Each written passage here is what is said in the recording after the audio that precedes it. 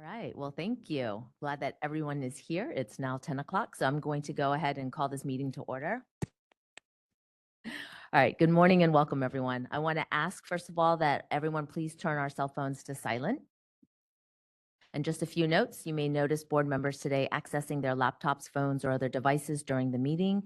They are using the devices solely to access the board meeting materials that are in electronic format. We also will have a designated time on the agenda for public comment and ask for public comment on each agenda item. I ask that you be respectful of the need to conduct the board's business. This meeting is available via teleconference. Individuals listening to the meeting will have an opportunity to provide public comment and will be assisted by a moderator who will be facilitating the teleconferencing process. For those members of the public participating via teleconference, please wait until the moderator has introduced you before making your comments. Each person will be limited to 3 minutes per agenda item. The board welcomes public comment on any item on the agenda, and it is the board's intent to ask for public comment prior to the board taking action on any agenda item. If for some reason I forget to ask for public comment on an agenda item and you wish to speak on that item, please raise your hand and you will be recognized. Today's meeting will run according to the Open Meeting Act as required by law. We plan to end today by 4 p.m. First of all, before we start, I would like to introduce our Executive Officer, Gregory Pruden. Good morning, everybody. Thanks for being here. Quick introduction. Now, I would like to call the meeting to order and ask that Secretary Linden please call the roll. Okay, Dr. Bragg, Present. Member Clemens, Member Dawson, Present. Member Kleppa, Present. Member Linden is present, Dr. Pruitt, Here. Member Sims, Present.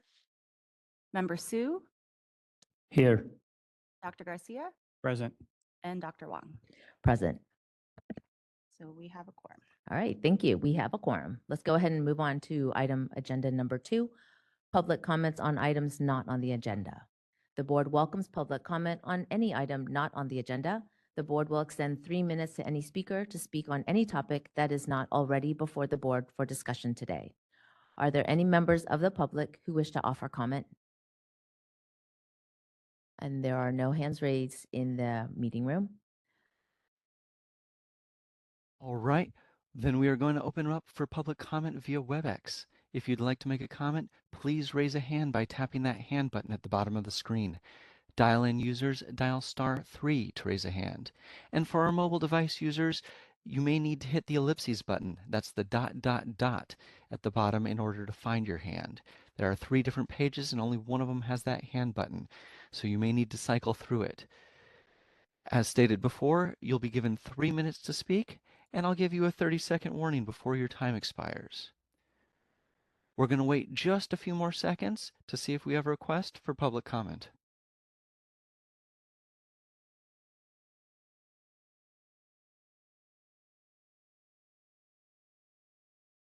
Seeing no request for public comment, do you wish to continue with the agenda? Yes, please. Thank you. Let's go ahead and move on to item number 3, which is discussion and possible approval of minutes from our February 16th, 2024 board meeting. Are there any additions or corrections to the February 2024 minutes from the board members? Oh, February 16th, sorry. And there are no comments from our board members. Can I, Mr. Moderator, if you could check online for us? We are open for public comment on the meeting minutes. If you'd like to make a comment, please raise a hand by tapping that hand button at the bottom of the screen. Dial-in users, dial *3. And for our mobile device users, if you're having trouble finding that hand, hit the ellipses button. That's the ... at the bottom. We're going to take a few seconds now to see if we have a request for public comment.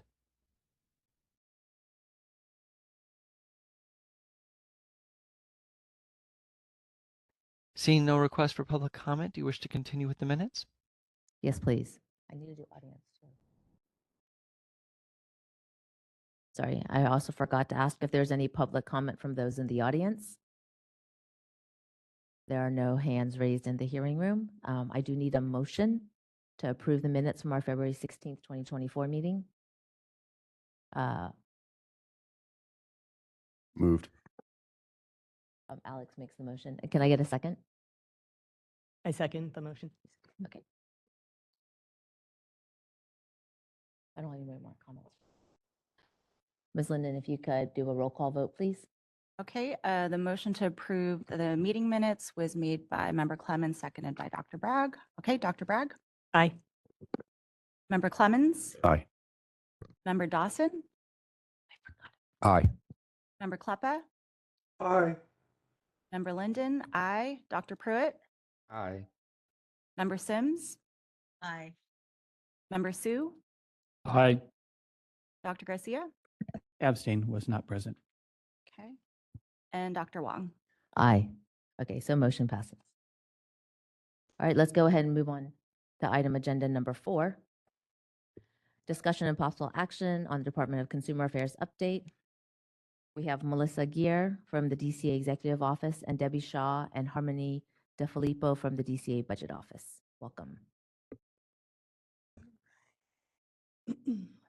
Hello and good morning, President Huang, Vice President Garcia, Executive Officer Pruden, and members of the board. I'm Melissa Gear, Deputy Director for Board and Bureau Relations, and I appreciate the opportunity to share the Department of Consumer Affairs update this morning. Before I begin my update, I'd like to take a moment to congratulate and welcome Member Martin Dawson to the board and congratulate Member Sandra Sims on her reappointment to the board. Thank you both for your service and commitment to protect California's consumers. Likewise, I'd like to thank the board and its staff for their service. Although Public Service Recognition Week has ended, DCA recognized over 3,000 DCA board and bureau employees who work to protect California consumers. DCA appreciates all employees and board members' service and contributions to consumer protection. Second, on April 30th, DCA hosted an in-person meeting with Secretary Tamika Moss and executive leaders. It served as an opportunity for DCA leaders to meet our new secretary and hear her vision and priorities for the Business Consumer Services and Housing Agency and the department. Next, DCA has learned of a recent increase in scams targeting licensees. Though the nature of the scams varies, they are similar in that they involve individuals falsely identifying themselves as board employees and telling the licensee they are under investigation. The scammers attempt to gather personal and/or financial information and may even demand payment. Boards are urged to be vigilant and proactive in providing licensees with tips on avoiding scams. In addition, on April 5th, 2024, DCA's Diversity, Equity, and Inclusion, also referred to as DEI Steering Committee, held its quarterly meeting. The committee reviewed and discussed the member application process, establishing subcommittees, and solicited input from the committee on how to expand language access, workforce development, and advance DEI in 2024.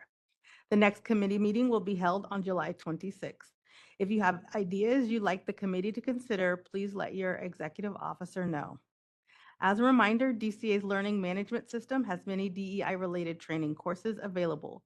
Board members are encouraged to participate in available trainings and continue to grow in their DEI efforts. Furthermore, last month, DCA's Office of Public Affairs staff participated in 2 Facebook Live events hosted by the Consulate of Mexico's Sacramento and Fresno offices during its Financial Education Week. Staff presented Get to Know DCA in Spanish and shared a broad overview of consumer and licensing information.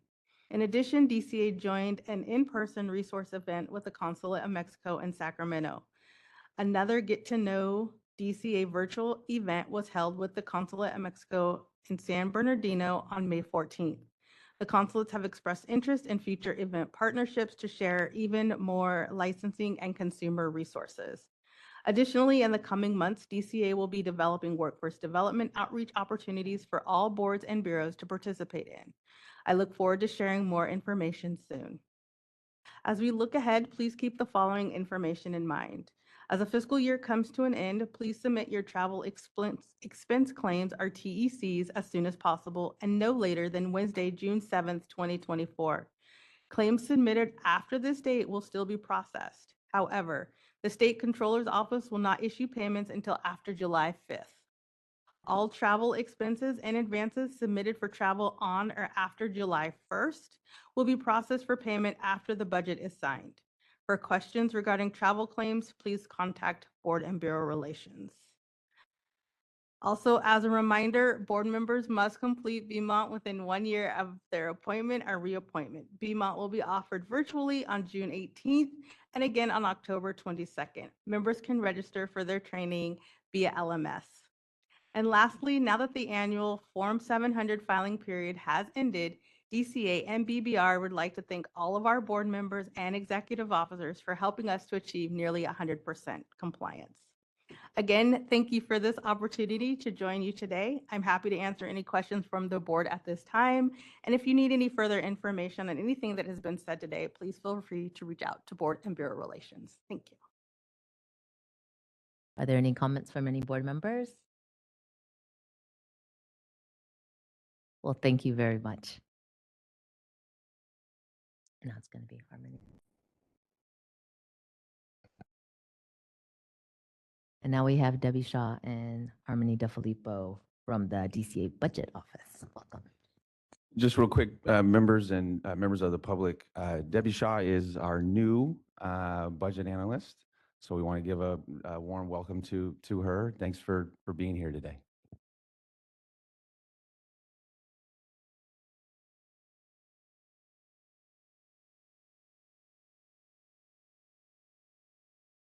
Can I be heard by everyone? Beautiful, thank you. Thank you, President Wang and the members of the board. Good morning, my name is Debbie Shaw and I'm a budget analyst with the DCA Budget Office. And with me today is Budget Manager Harmony DeFilippo. I want to thank the board and the executive staff for allowing me a few minutes to present on Agenda Item 4B, the board's expenditure projections and fund condition statement.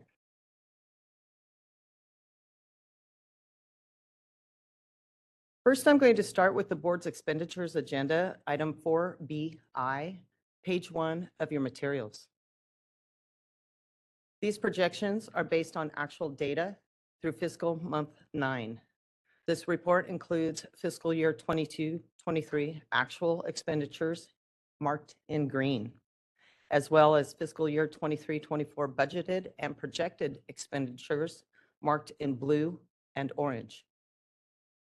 As we move to the end of the document, you will see the board had a beginning balance budget of approximately $4.1 million and is projected to spend a total of $2.82 million, creating a reversion to the board's fund of a little over $1.3 million, a reversion percentage of approximately 32%. The next document I will be going over is the board's revenues projections. This is page 2 of your materials. This report includes receipts collected through March and projected revenue through the end of the year. I will go further into the projections as we transition into the next slide. The next slide is the board's fund condition statement, page 3 of your materials. As a reminder, we read this document top to bottom, left to right. The left column is the board's prior year, fiscal 22-23 actuals. It shows the board began fiscal year 22-23 with an adjusted beginning balance of $2.077 million, collected $2.564 million in revenues, with $346,000 from initial licensing fees, $2.64 million from license renewals, and $154,000 was collected from the issuance of citations, fines, delinquent fees, and other revenues. The board expended $2.9 million, which includes $197,000 in direct draws to the fund for statewide pro rata and pension payments. The board ended fiscal year 22-23 with $1.732 million reserve balance, or about 6.9 months in reserve. For the current year 23-24, The board projects revenues of 2.6 million, with approximately 344,000 projected from initial licensing fees, at 2.109 million from renewal fees, 217,000 from the issuance of citations, fines, delinquent fees, and other revenues. The board's 23-24 expenditures based on the governor's budget with FM9 projections and is just over $3 million between 2.7 in authorized expenditures and 231,000 in direct draws to the fund, leaving the board with a fund balance of just over 2.6 million, or 7.2 months in reserve. The Budget Office will continue to monitor the board's revenue and expenditures and report back to the board with monthly expenditure projections as we continue to close fiscal months in the current fiscal year. A few things to note of the board's fund condition. The fund condition is a snapshot in time. One of the main factors driving expenditure increases in future years is a result of personal service adjustments. These include general salary increases, as well as employee compensation and retirement rates adjustments. The Budget Office includes a conservative ongoing 3% increase to expenditures on the fund condition statement to account for these ongoing incremental adjustments. Lastly, I would like to note to the board that any future legislation or unanticipated events could result in the board's need for additional resources, which could create cost pressure on the fund. The board has done an excellent job of being fiscally responsible with this budget. We will continue to monitor the board's fund and provide updates to the board on a regular basis. Again, thank you for allowing me the opportunity to present at today's meeting, and I'll be happy to answer any questions you may have. Thank you, Debbie. Thank you. Hi, thank you for the presentation. I'm having a little trouble following the math under months in reserve. The numbers, I'm sure they make sense, but they don't line up to me necessarily. Can you tell me what your what the numerator and the denominator are on those? I can see one of them, but not the other, so I don't know the basis for it. So the calculate, Green button, yeah. sorry. Hi.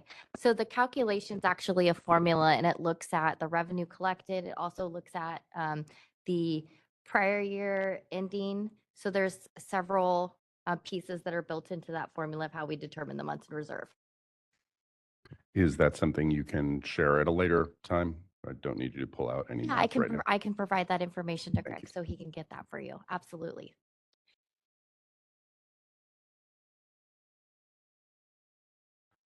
Not seeing any other questions from members, I just want to point out for perhaps the benefit of our new members, you do see on this fund condition it going negative. But that negative is based off of the assumption, if you look at the total expenditure and expenditure adjustments line item, that the fund going negative is based off of the board fully expending its authorized budget. If we fully expended our authorized budget, we would be spending more than $1 million more than we're spending now. So if you look at the current year that we're in, we're projected to spend a little bit more than 3 million. We still have a structural deficit. We're only bringing in 2.6, but we're not fully expending our budget. So if we continue to be conservative as we have been, we should not go negative in budget year +2, which would be 26-27. That should only occur if we fully expended our budget. I just wanted to point that out. Just a note, I did have my hand up. I didn't want to jump in, but Gregory just answered my question, so I'm good. And member Clubber, just as you're chiming in here, I know you had pointed out on our last meeting, we have a fee increase that's taking effect on July 1, and you had asked if that fee increase could be included in the future updates. You will see it here reflected as 2.622, 2.622, and ongoing. you look at the current year we're in, that renewal revenue is projected at 2.1. The bulk of the board's revenue comes from renewal fees, and so the fee increase, additional revenue will most principally be found in this line item. You will also find a more modest increase to our projected revenue in the $477,000 number. That's the other regulatory licenses and permits. These are our initial license fees. Our fee increase that takes effect on July 1 also modestly raises those up. So these are the two areas of our fund condition where you see the projected fee increases showing up that will take effect on July 1. Thank you for adding that. Yeah. I actually did have one quick question. In something prior I read there were vacancies. Now, do those salaries, are they a part of this budget, and will that adjust the budget if those positions are filled? That's a great question, Member Dawson, and you're absolutely right. So the 4.3 and 4.4 numbers that you see outgoing assume that we have fully staffed up and are therefore fully expending our budget. The overwhelming bulk of our expenditures are personnel costs. We have 19.9 authorized positions on our budget. We're currently filled at about 13, including myself. So we have been running a vacancy rate, which has been helping our fund condition. So if you look at the current year, you see us projected to spend a little bit more than $3 million. That is directly a result of us having vacancies. If we did not have those vacancies, we'd be probably closer to that $4 million number. Thank you. Are there any other comments from board members? Board members online? Are there any comments from those on the phone, Mr. Moderator? We are open for public comment via WebEx. If you'd like to make a comment, please raise a hand by tapping that hand button at the bottom of the screen. Dial-in users dial *3 to raise a hand, and we will call on people in the order we have requests. We're going to take just a few seconds now to see if we have a request for public comment.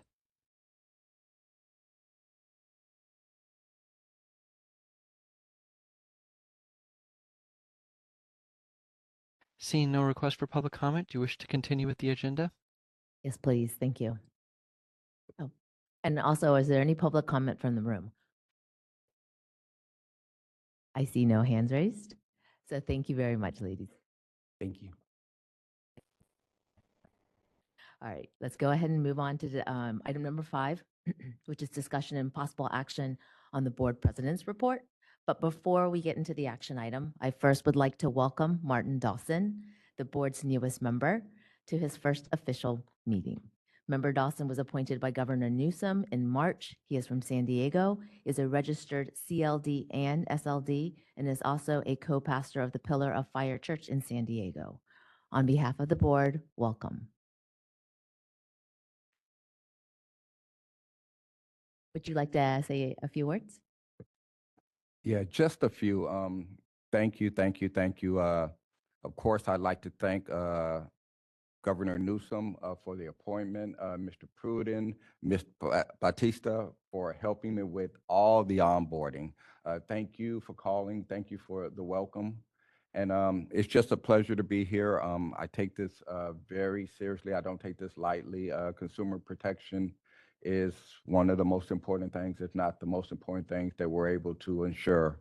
Thank you to everyone for the warm welcome. I'd like to thank my wife, Linda, and my daughter, Amara, who rearranged schedules to get me here on time, and thank Prison Fellowship for affording me the opportunity to be here to participate. So thank you. All right, thank you and welcome. Okay, so now we're going to go ahead and move on to item number 5B, which is our board officer elections. As you see from the meeting materials, the law requires the board to elect a president, vice president, and secretary who are required to hold office for 1 year or until election of a successor. Officers can serve more than 1 term and are not limited to a cap.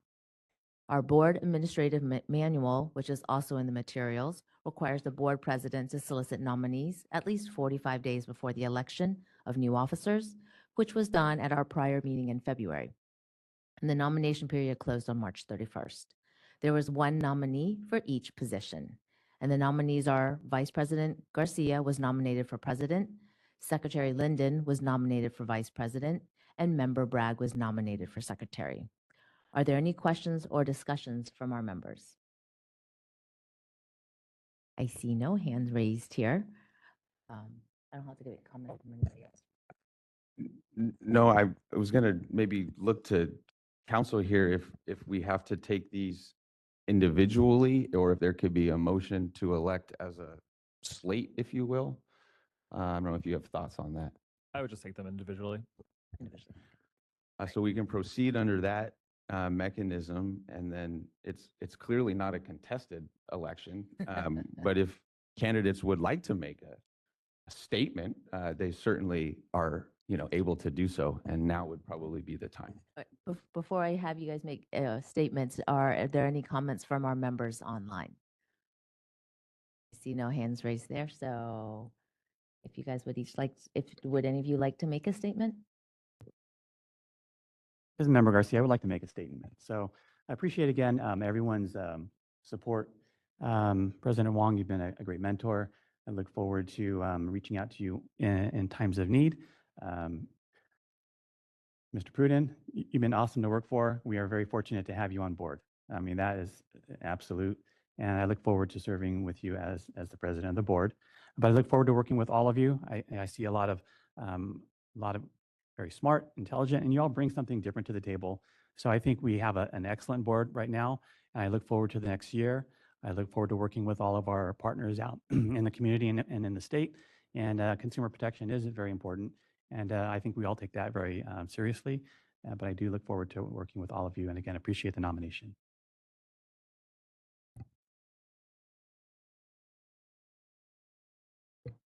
Ms. Linden or Dr. Bragg, do you want to make a comment or statement?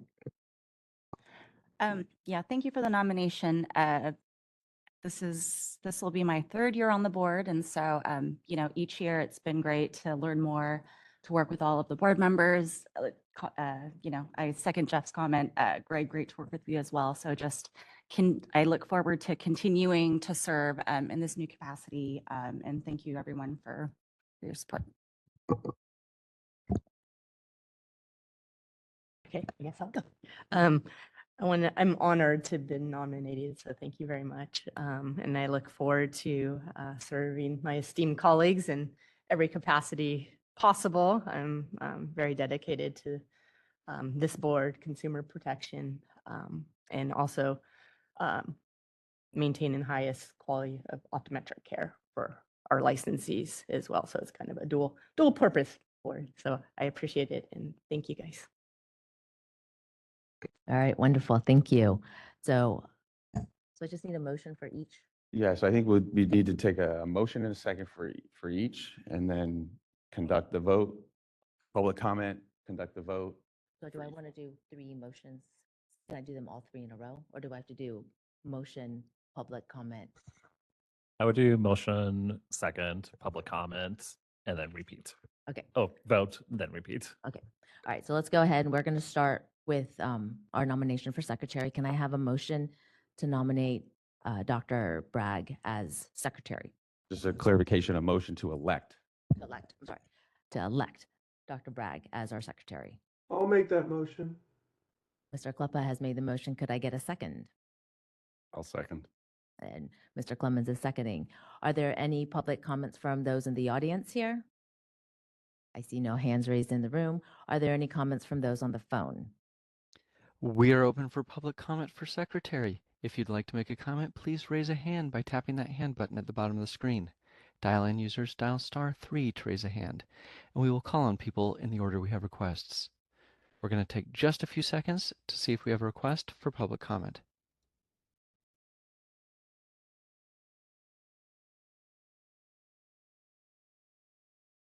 Seeing no request for public comment, do you wish to continue with the motion? Yes, please. Secretary Linden, if you could please perform a roll call vote. Public comment in the room. Oh, I did public comment in the room first. Missed that. My bad. Remembered. All right. Ms. Linden, if you could perform a roll call vote.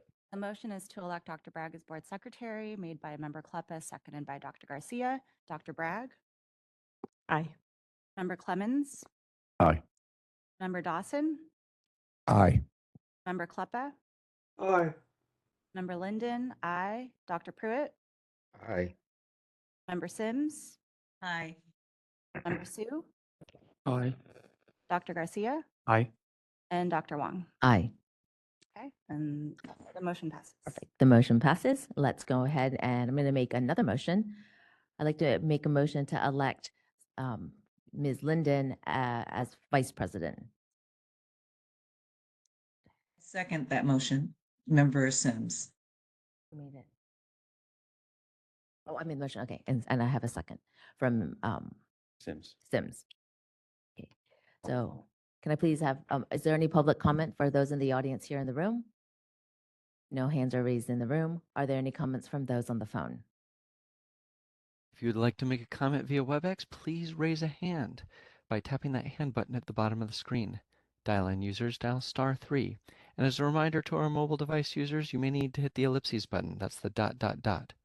We're going to take just a few seconds to see if we have a request for public comment.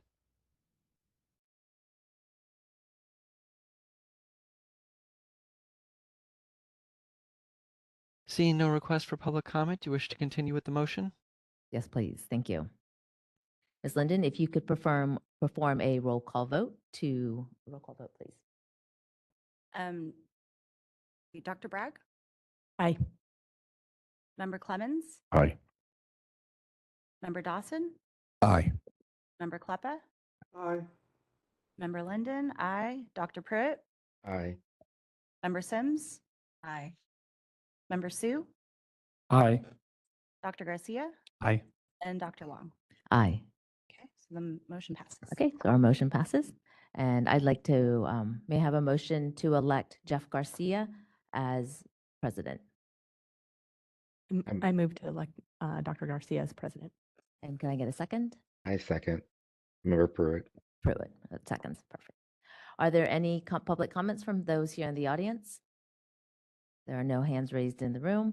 Are there any comments from those on the phone? We are open for public comment on the new motion.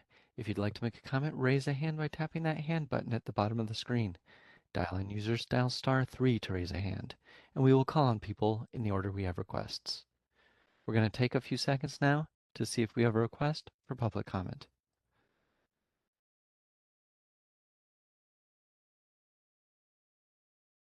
Seeing no request for public comment, do you wish to continue with the motion? Yes, please. Thank you. Ms. Linden, if you could please perform a roll call vote. Bragg, Aye. Clemens, Aye. oh, sorry. I'll start over. Okay, motion to elect Dr. Garcia as president was made by Dr. Bragg, seconded by Dr. Pruitt. Dr. Bragg, Aye. Member Clemens, Aye. Member Dawson, Aye. Member Kleppa, Aye.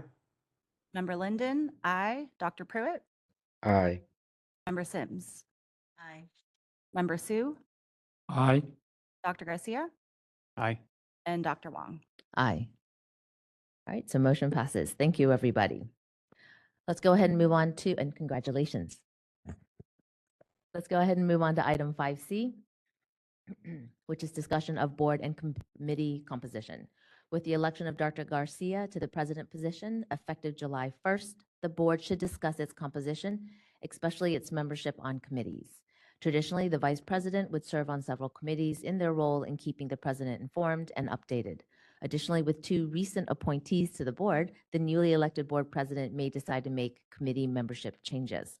Following this meeting and upon the term of president beginning July 1st, new committee assignments will be announced. Are there any comments from board members? Yeah, I think what we're wanting to try to accomplish here is a conversation to try to garner interest, see what, especially the new members may have an interest in serving on. These are our present committees.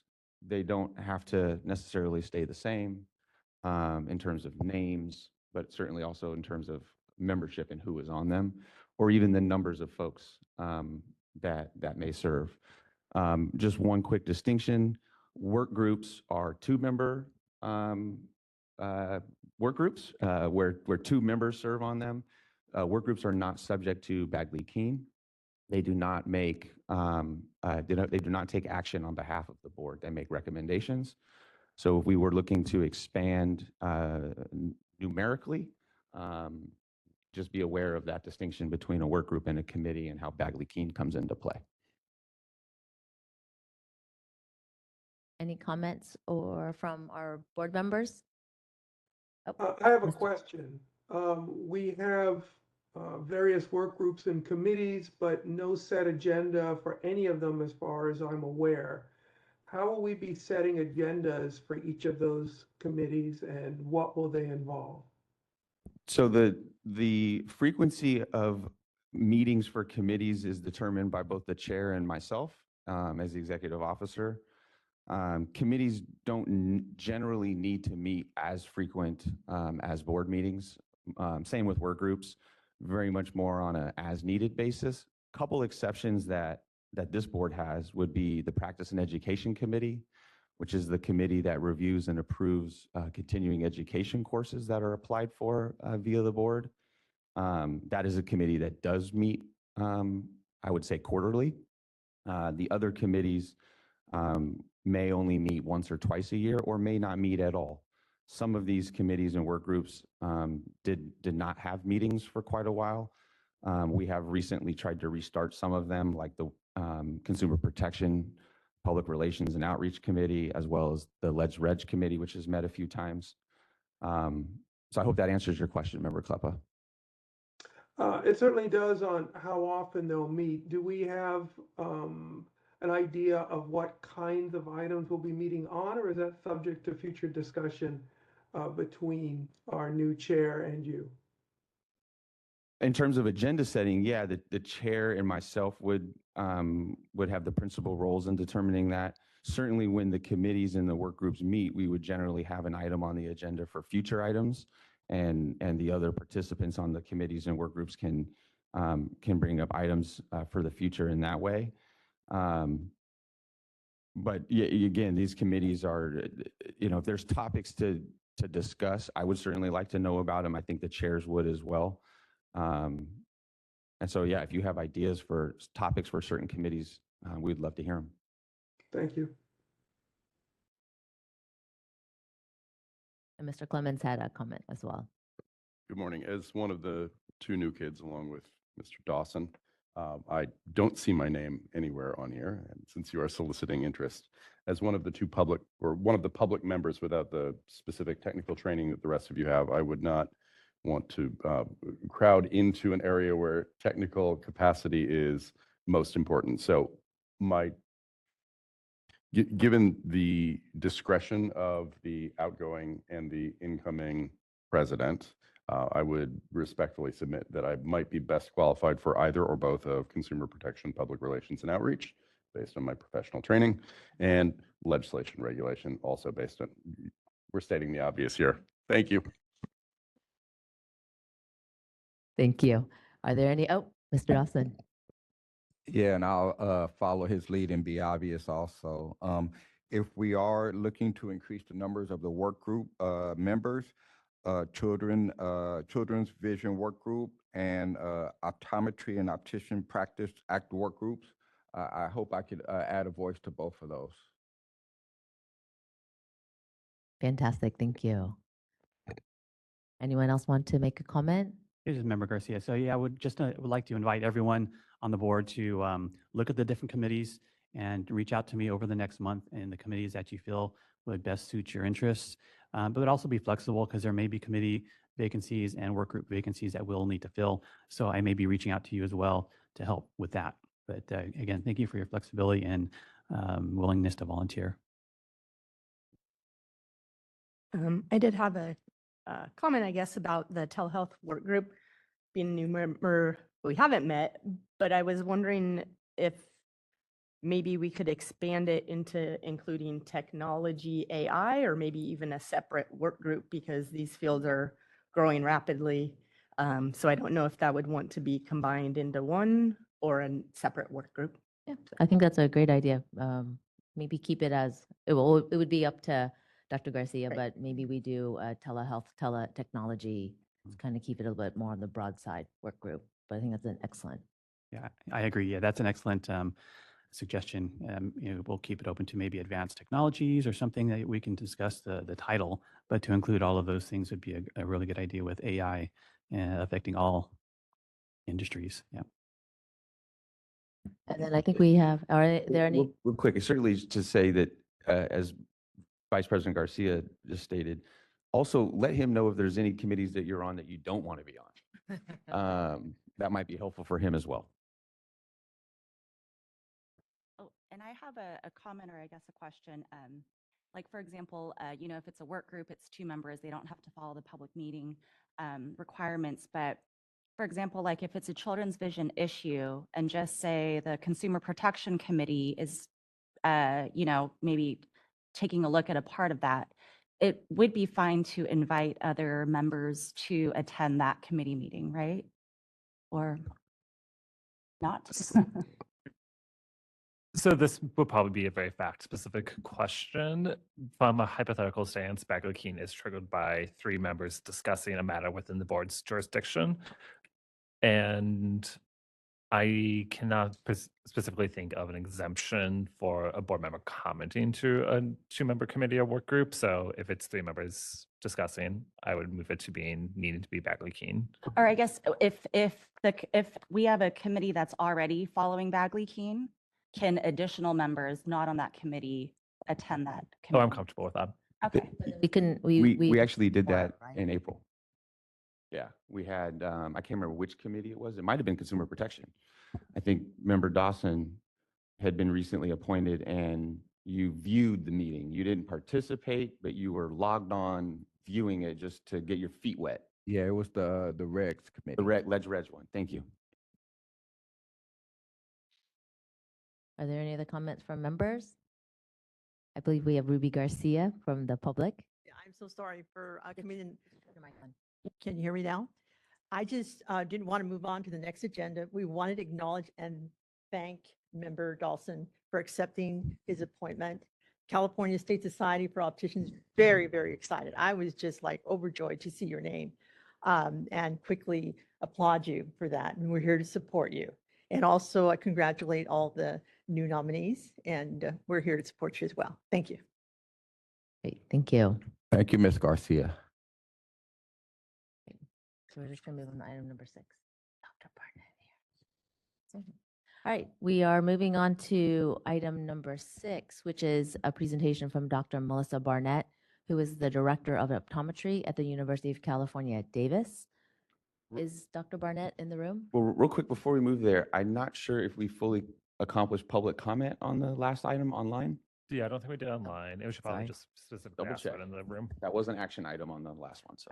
So before we move on to item number 6, we have no more additional public comment in the room. If we could check to see if there's any public comment online or on the phone. We are open for public comment via WebEx. If you'd like to make a comment, please raise a hand by tapping that hand button at the bottom of the screen. Dial in users, dial *3 to raise a hand, and we will call on people in the order we have requests. We're going to take a few seconds now to see if we have a request for public comment. And this is back to agenda item 5.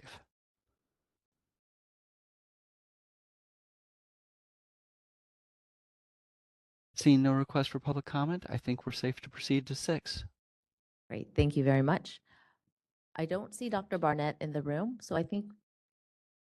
Yeah, we have item 6 next on our agenda, but I'm not seeing our presenter here in the room who was supposed to be here at this time.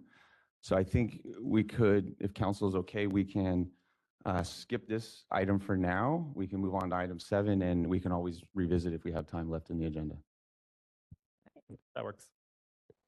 Okay, let's go ahead and go on with item number 7, which is discussion and possible action to initiate a rulemaking to adopt Title 16 California Code of Regulations, Article 11.5, Section 15.72, related to radio frequency technology and devices. And this is going to be by Mr. Pruden and our right counsel. Thank you, President Wong and members. As President Wong just stated, this is agenda item number 7 to discuss and possibly act on a rulemaking to adopt a regulation related to radio frequency technology and devices. In your packet for item 7, you have a memo as well as proposed regulatory text. Just a quick background on this issue and why we're talking about it today. Just a little bit more than a month ago, about a month and a half ago, our Consumer Protection, Public Relations, and Outreach Committee met and received a presentation regarding the use of radio frequency technology. This is a technology that optometrists use to treat dry eye disease. Following that meeting, the committee directed staff to bring to the board a full regulation package, which you have in front of you today. We have presented here today a regulation package which would affirmatively authorize the use of radio frequency technology for the use of dry eye by California licensed optometrists. I want to just talk quickly about what this technology is, how we use it, and the authority that we have that we're pursuing here. There are several methods to treat dry eye that optometrists use, and most of these methods have affirmative authorization in the law. One of these technologies that is used is called intense pulse light therapy, or IPL. It is a technology that is used to essentially liquefy and release oils that have hardened and clogged the glands in your eyelids. And this technology, IPL, was FDA approved about 3 years ago. And then the scope of practice for California was updated as well, effective January 1st, 2022. It, at that time, authorized affirmatively IPL for use in California by California licensed optometrists. As I mentioned, radio frequency is also a technology that is used, although it does not have affirmative legal authority in California at this time. Radio frequency is a technology that is used to deliver electrical currents to the surface of the skin to stimulate collagen growth. One of the things that the Consumer Protection Committee directed staff to look at in pursuing this issue and this topic was to try to figure out what studies were out there and what did the studies say about RF, radio frequency, and its utility for treating dry eye. And in your packet, we've included citations and links to 3 of these studies, all 3 of which showed promise for the technology in treating dry eye, and in neither of the studies was patient harm found. One of the studies was conducted by ophthalmologists who found that the use of radio frequency technology, especially when combined with other technologies like IPL or massage, a gland expression technique, really shows promise in improving patient outcomes. And then lastly, I want to talk about what authority that the board has here to pursue this regulation. Specifically, the authority that the board has is found at Business and Professions Code Section 3041 A5G2, which says that optometrists can use non-invasive devices or technology if they have been approved by the board through regulation for the rational treatment of a condition or disease authorized by this chapter. Any regulation under this paragraph shall require a licensee to successfully complete an appropriate amount of clinical training to qualify to use each non-invasive medical device or technology approved by the board pursuant to this paragraph. RF technology meets all of these requirements. It's non-invasive. It has been FDA approved for use over the counter and in other settings for more than 2 decades, but it has not received an FDA approval for a specific use in treating the visual system.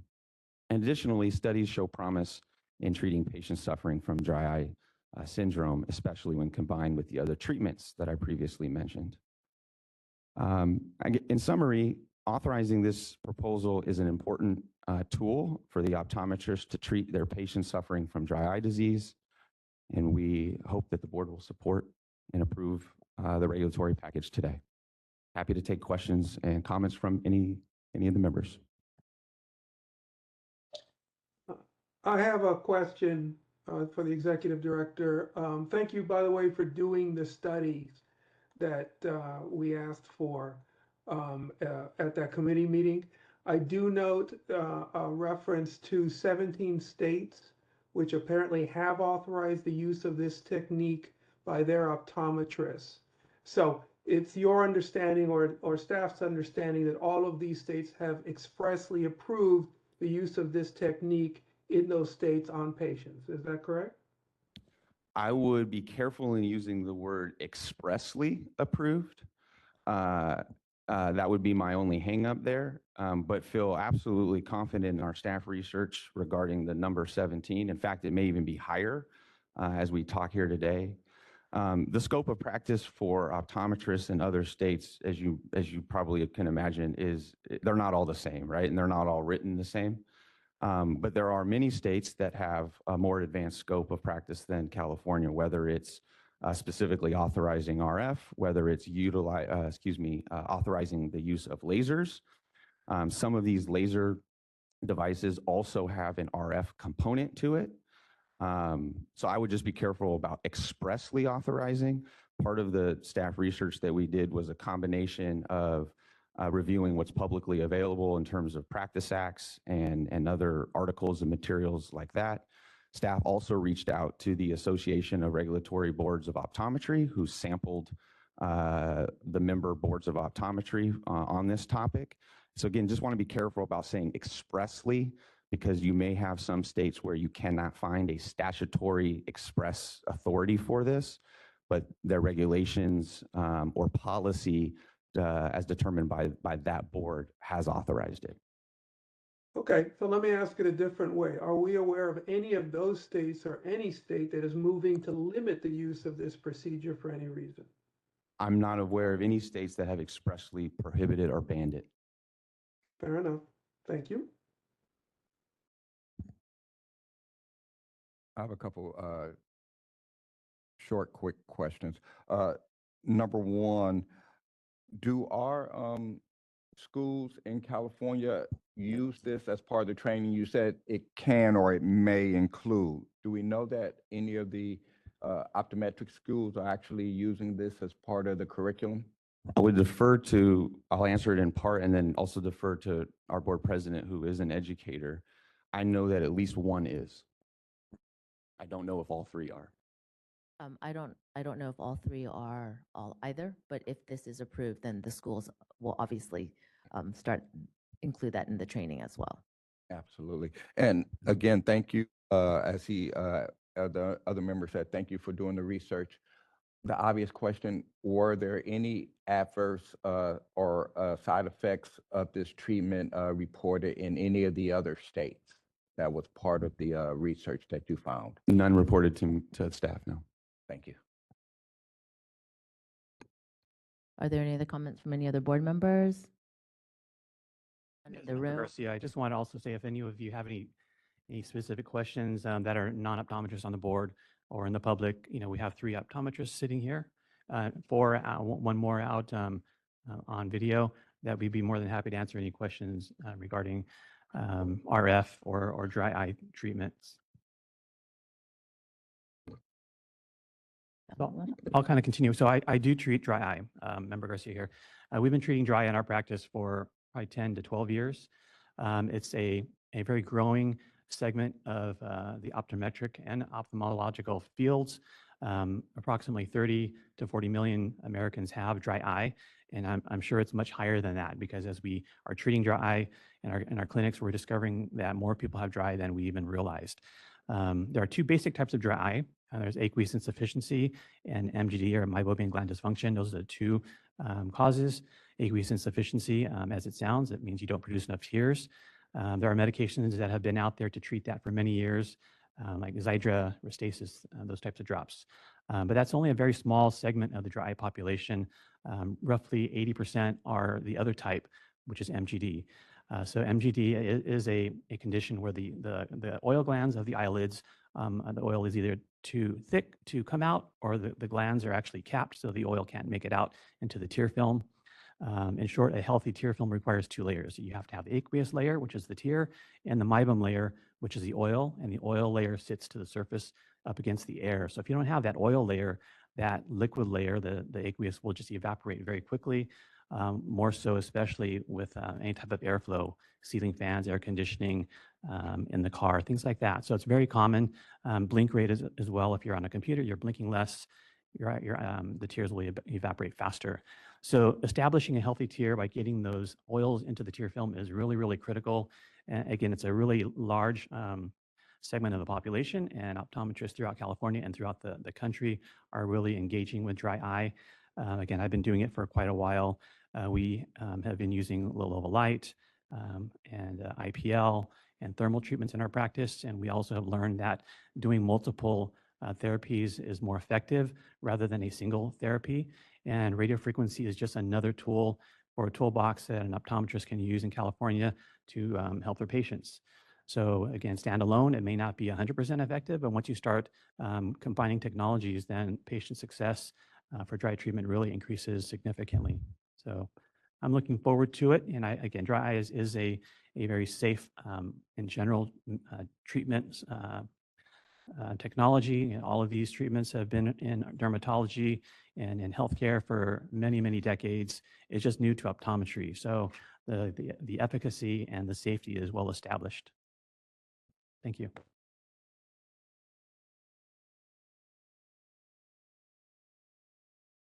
Are there any other comments from our board members in the room?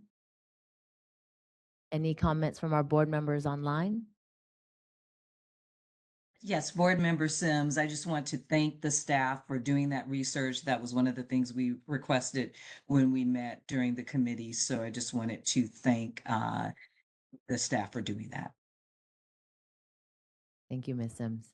And then I see I have Christine Schultz from COA here in the room, and I believe she's going to make a comment.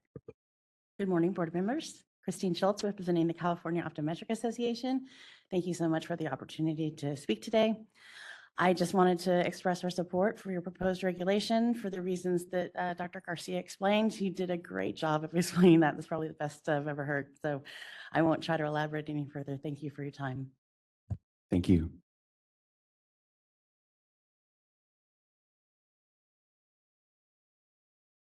And then could we check to see if there's any comments from those on the phone? We are open for public comment via WebEx. If you'd like to make a comment, please raise a hand by tapping that hand button at the bottom of the screen. Dial-in users dial *3 to raise a hand, and we will call on people in the order we have requests. As a reminder, you're going to get 3 minutes to speak, and I'll give you a 30-second warning before that time expires. Hold on just a moment. Randall May, we're going to call on you in just a second. You're going to receive a request to unmute your microphone.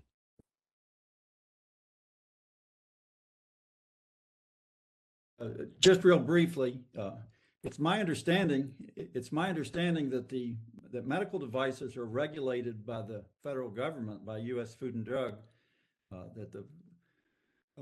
and that it's a prohibited act for a clinician to use a device that hasn't been cleared or approved by U.S. FDA. So my question is, if clinicians are using devices consistent with the Food, Drug, and Cosmetic Act that have been determined safe and effective, why is this needed? It seems like that would be fine to do.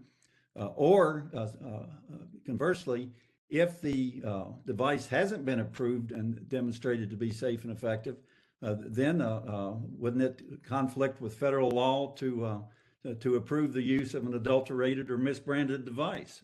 Anyway, that's my comment for the board. Thank you very much.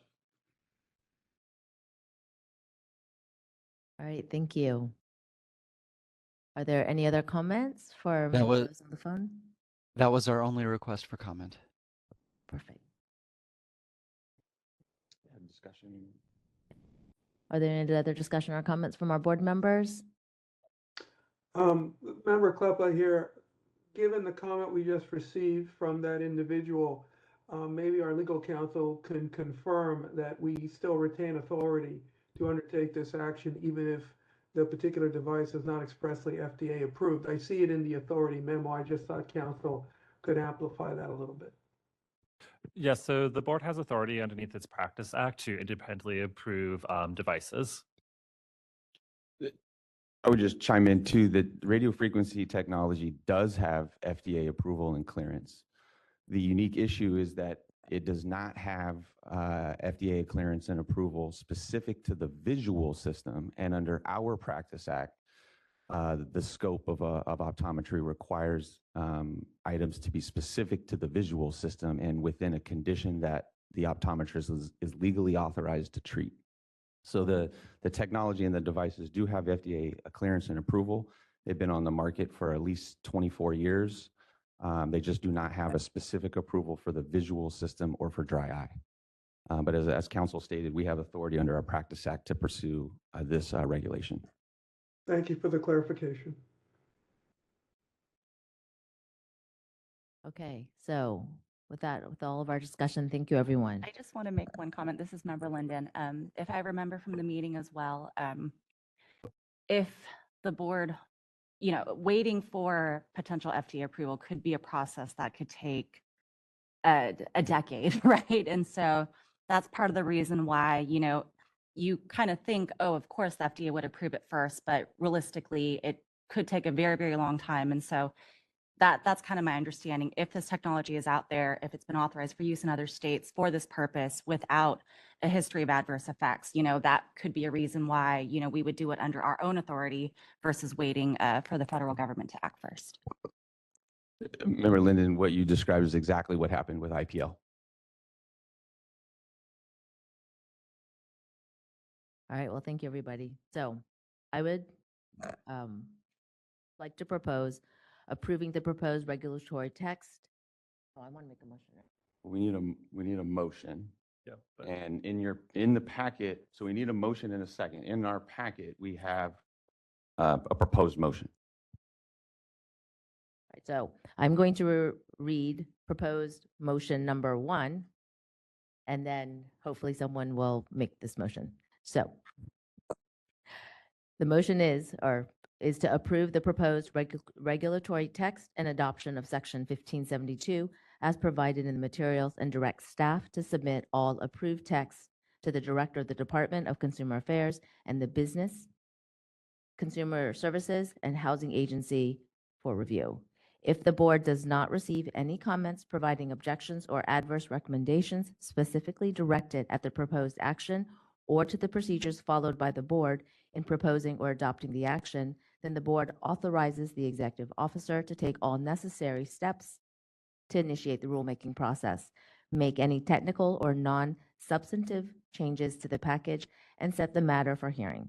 If no adverse comments are received during the 45-day comment period or at the hearing, authorize the executive officer to take all steps necessary to complete the rulemaking and adopt the proposed regulations at Section 1572 as noticed. Can I get a motion? Or second? I'm making the motion. I'll second that.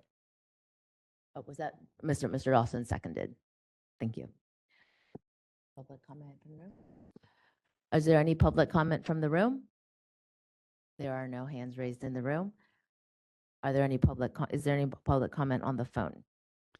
We have a motion and a second on the floor. If you'd like to make a comment, please raise a hand by tapping that hand button at the bottom of the screen.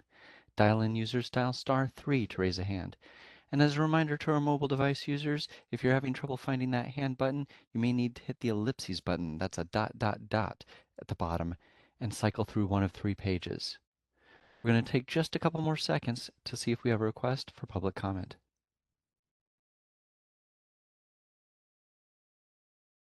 Seeing no request for public comment, do you wish to continue with the motion? Yes, thank you very much. Ms. Linden, if we could have a roll call vote, please. Okay, Dr. Bragg, Aye. Member Clemens, Aye. Member Dawson, Aye. Member Kleppa, Aye. Member Linden, aye. Dr. Pruitt, Aye. Member Sims, Aye. Member Sue, Aye. Dr. Garcia, Aye. and Dr. Wong. Aye. Okay. So motion passes.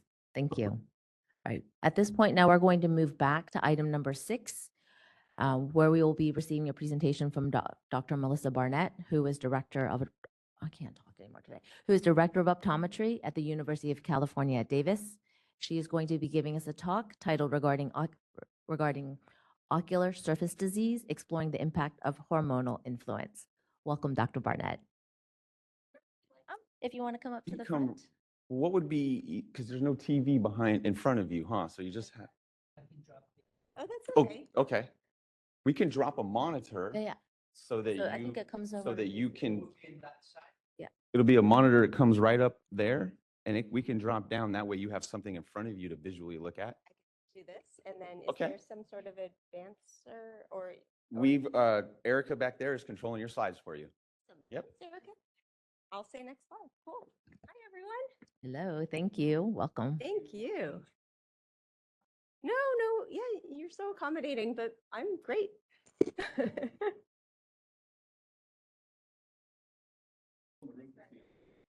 As long as everyone in the room can see, we're great. Thank you. Perfect. Well, thank you all for having me today. It's a pleasure to be here, and this came off of a discussion that we were having about sort of my patient population and dry eye. So really enjoyed the last presentation on dry eye. Thank you for the comments on how prevalent dry eye is, and it is incredibly prevalent. So next slide. So dry eye is one of the most common eye diseases in the US, so 38 million adults, but I agree that it's much, much more than that. We do have to rule out dry eye in every single patient because it is an incredibly prevalent condition. So 1 out of 7 American adults, but if you look globally and worldwide, you look at cities in Asia, for example, it's 80–90% of people who have dry eye. And if we look at the Tear Film and Ocular Surface Society report that came out last year in 2023, and it dove into all the different things that really are lifestyle and how it influences dry eye, such as digital device use. We all are on digital devices so much during the day, which is why we have to look at all these different factors when it comes to dry eye. So the medications that are taking, the topical medications, even now, like I know we've talked a lot about artificial tears and all the recalls, and it's a crazy time with that right now in the world. But still, I have patients who are coming in using products that are not safe and healthy for the ocular surface.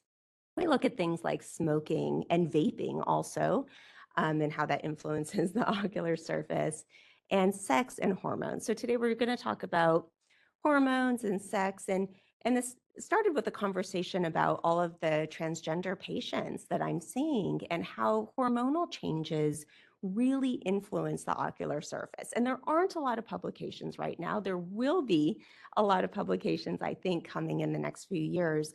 But this is just something that I'm seeing in practice, being the director of optometry at UC Davis, that a lot of my patients are experiencing all of these significant dry eyes. So today I'm going to talk about sort of some publications, some studies that are out there looking at hormones and dry eye.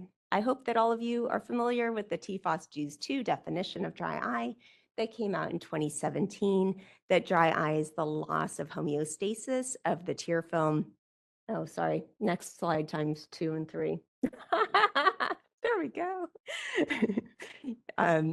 And then we have ocular surface inflammation and damage. And we have the tear film, the beautiful tear film, which provides that tear film homeostasis or that natural balance, which is so important for all of us, especially those who wear, say, makeup, cosmetics. And that's everyone, not just women wear makeup anymore. It's everyone who wears makeup that can really damage the ocular surface. Those of us who wear contact lenses, a contact lens separates the tear film into the pre and post lens tear film. And of course, just our day-to-day lives of being awake so long, being on many different digital devices during the day. Okay, we're gonna do next slide. I'm gonna get this. Evaporation spins this vicious cycle of inflammation. So we have things like eye surgery, cataract surgery, Could be one, any sort of refractive surgery is associated with ocular dryness, many different systemic diseases, especially autoimmune diseases. So if I have a patient who comes in and they have dry eye, I always want to ask about dry mouth and any sort of arthritis that they might have as well, and evaluate for autoimmune disease. We have just our environment in general, which really influences the ocular surface. Simple things like sunglasses outdoors, goggles while swimming, all of these things affect the ocular surface and our different behaviors and traits. Okay, we're going to do next slide here. There we go. I'm going to get this. The prevalence is much more common of dry eye in women, and that's what the studies are showing now because we don't have studies quite yet. Then, and again, we will have future studies, but aging is definitely a risk factor. We know that many patients with age, and I never like to tell my patients that they're getting old or anything like that. I never say you're getting old. I say with time. That these things can happen, such as presbyopia, right, and dry eye. Sex hormones are key factors, and all these changing hormone levels and decreased androgens also contribute to the ocular surface. Okay, next slide here. So dry eye is much more common in women than men, and there are many different sex-related differences in dry eye that are attributed to many different things. So sex steroids like androgens, estrogens, insulin, and all the hormonal changes in those who are transitioning also affect the ocular surface too. So next slide. Gender is a risk factor for dry eye, and gender and sex have different meanings. So gender is a person's self-representation as a man or woman. Sex distinguishes males and females based on their biological characteristics. And both gender and sex affect the risk of dry eye, presentation of the ocular surface, immune responses, pain, and also care-seeking behaviors. I love this gender-bred person to really explain it. I hope that all of you have seen this before, talking about sex and gender and orientation. And many of our patients are identifying in all sorts of different ways now. And we do have to appreciate that, which led to another discussion about prescriptions, about glasses and contact lens prescriptions that I brought to the board because we really don't need sex on there. It really doesn't matter for a glasses or contact lens prescription how a person identifies. And then we also had a discussion about the name. So thank you for all these conversations that I've had over time, calling you with all these things that we're seeing in our clinic and seeing with our patients who are have a chosen name or a given name and all of that. But getting back to sex and gender and hormones. So there's a difference in dry eye between men and women, and hormones definitely change during time. So, and I have one of my favorite studies that just came out about ocular changes during a person's lifetime, during a woman's lifetime. So there are many different studies looking at hormone replacement therapy. We can also talk about all sorts of other things, such as birth control pills that change hormones that influence the ocular surface as well. In one of the studies, menopause was a risk factor for dry eye and hormone replacement therapy was beneficial. Other studies show that estrogen therapy in women triggered or worsened the onset of dry eye and or Sjogren's. And there could be a theory for the conflicting results. If you look at many different studies, they do conflict. And it can be that the hormone replacement therapy depends on the dosage of the estrogen, the age. Oh, let's move on. Sorry. Next slide, next slide. There we go. Thank you. The age when individuals when therapy was first initiated, estrogen might help younger women and might be detrimental in postmenopausal women. And it can also be the type and combination of the hormone replacement therapy. So higher doses in combination with other hormonal supplements can be harmful and or induce inflammation. And those who are older or elderly, it might be more susceptible. So next slide, please. Androgens impact the structure and function of the meibomian glands and lacrimal glands. And I do have all the references, as you can see here at the bottom, if you want to look into these studies. And this is important to regulate the ocular surface as well. And if we move on to the next slide, sex hormones can influence the immune system. And it could be that estrogen may modulate a cascade of inflammatory events which underlie dry eye. Next slide. Hormones include all these different hormones which do affect the ocular surface, and there are many publications about each one. Something that we see very commonly are autoimmune conditions, thyroid disease, Sjogren's syndrome, lupus. If you look at other things such as diabetes, that also influences the ocular surface as well, and we see that commonly as well. So if we move on to the next slide, there we go. Androgen deficiency is associated with corneal and conjunctival damage. So we do evaluate the ocular surface, looking for staining on the conjunctiva, also the cornea. This has a significant reduction in the tear breakup time, an increase in corneal fluorescein and rose bengal staining. I always say if you don't like your patient, use rose bengal. It really stings. It's really irritating, but we love our patients. We don't dislike them at all. Okay, and then we move on to the next slide. This is my favorite new study. I have lots of favorite studies. One of my favorite new studies, and this is the effects of female sex hormones on the human cornea across a woman's life cycle. So this talks about the different structural and functional changes of the human cornea in different aspects of a woman's life, such as pregnancy and menopause and all the different hormonal changes. This is a review of many different studies that were identified by a PubMed search. So it looked at the changes in central corneal thickness over a person's lifetime, changes in intraocular pressure, and changes in the tear film quality. And from all the previous publications, I'll say we're the most familiar with the tear film quality part of it, and maybe not as familiar with the CCT and the IOP. So tear film changes, not surprisingly, during pregnancy can impact the function of the ocular surface. Hormonal shifts in menopause follow a pattern opposite to those of pregnancy.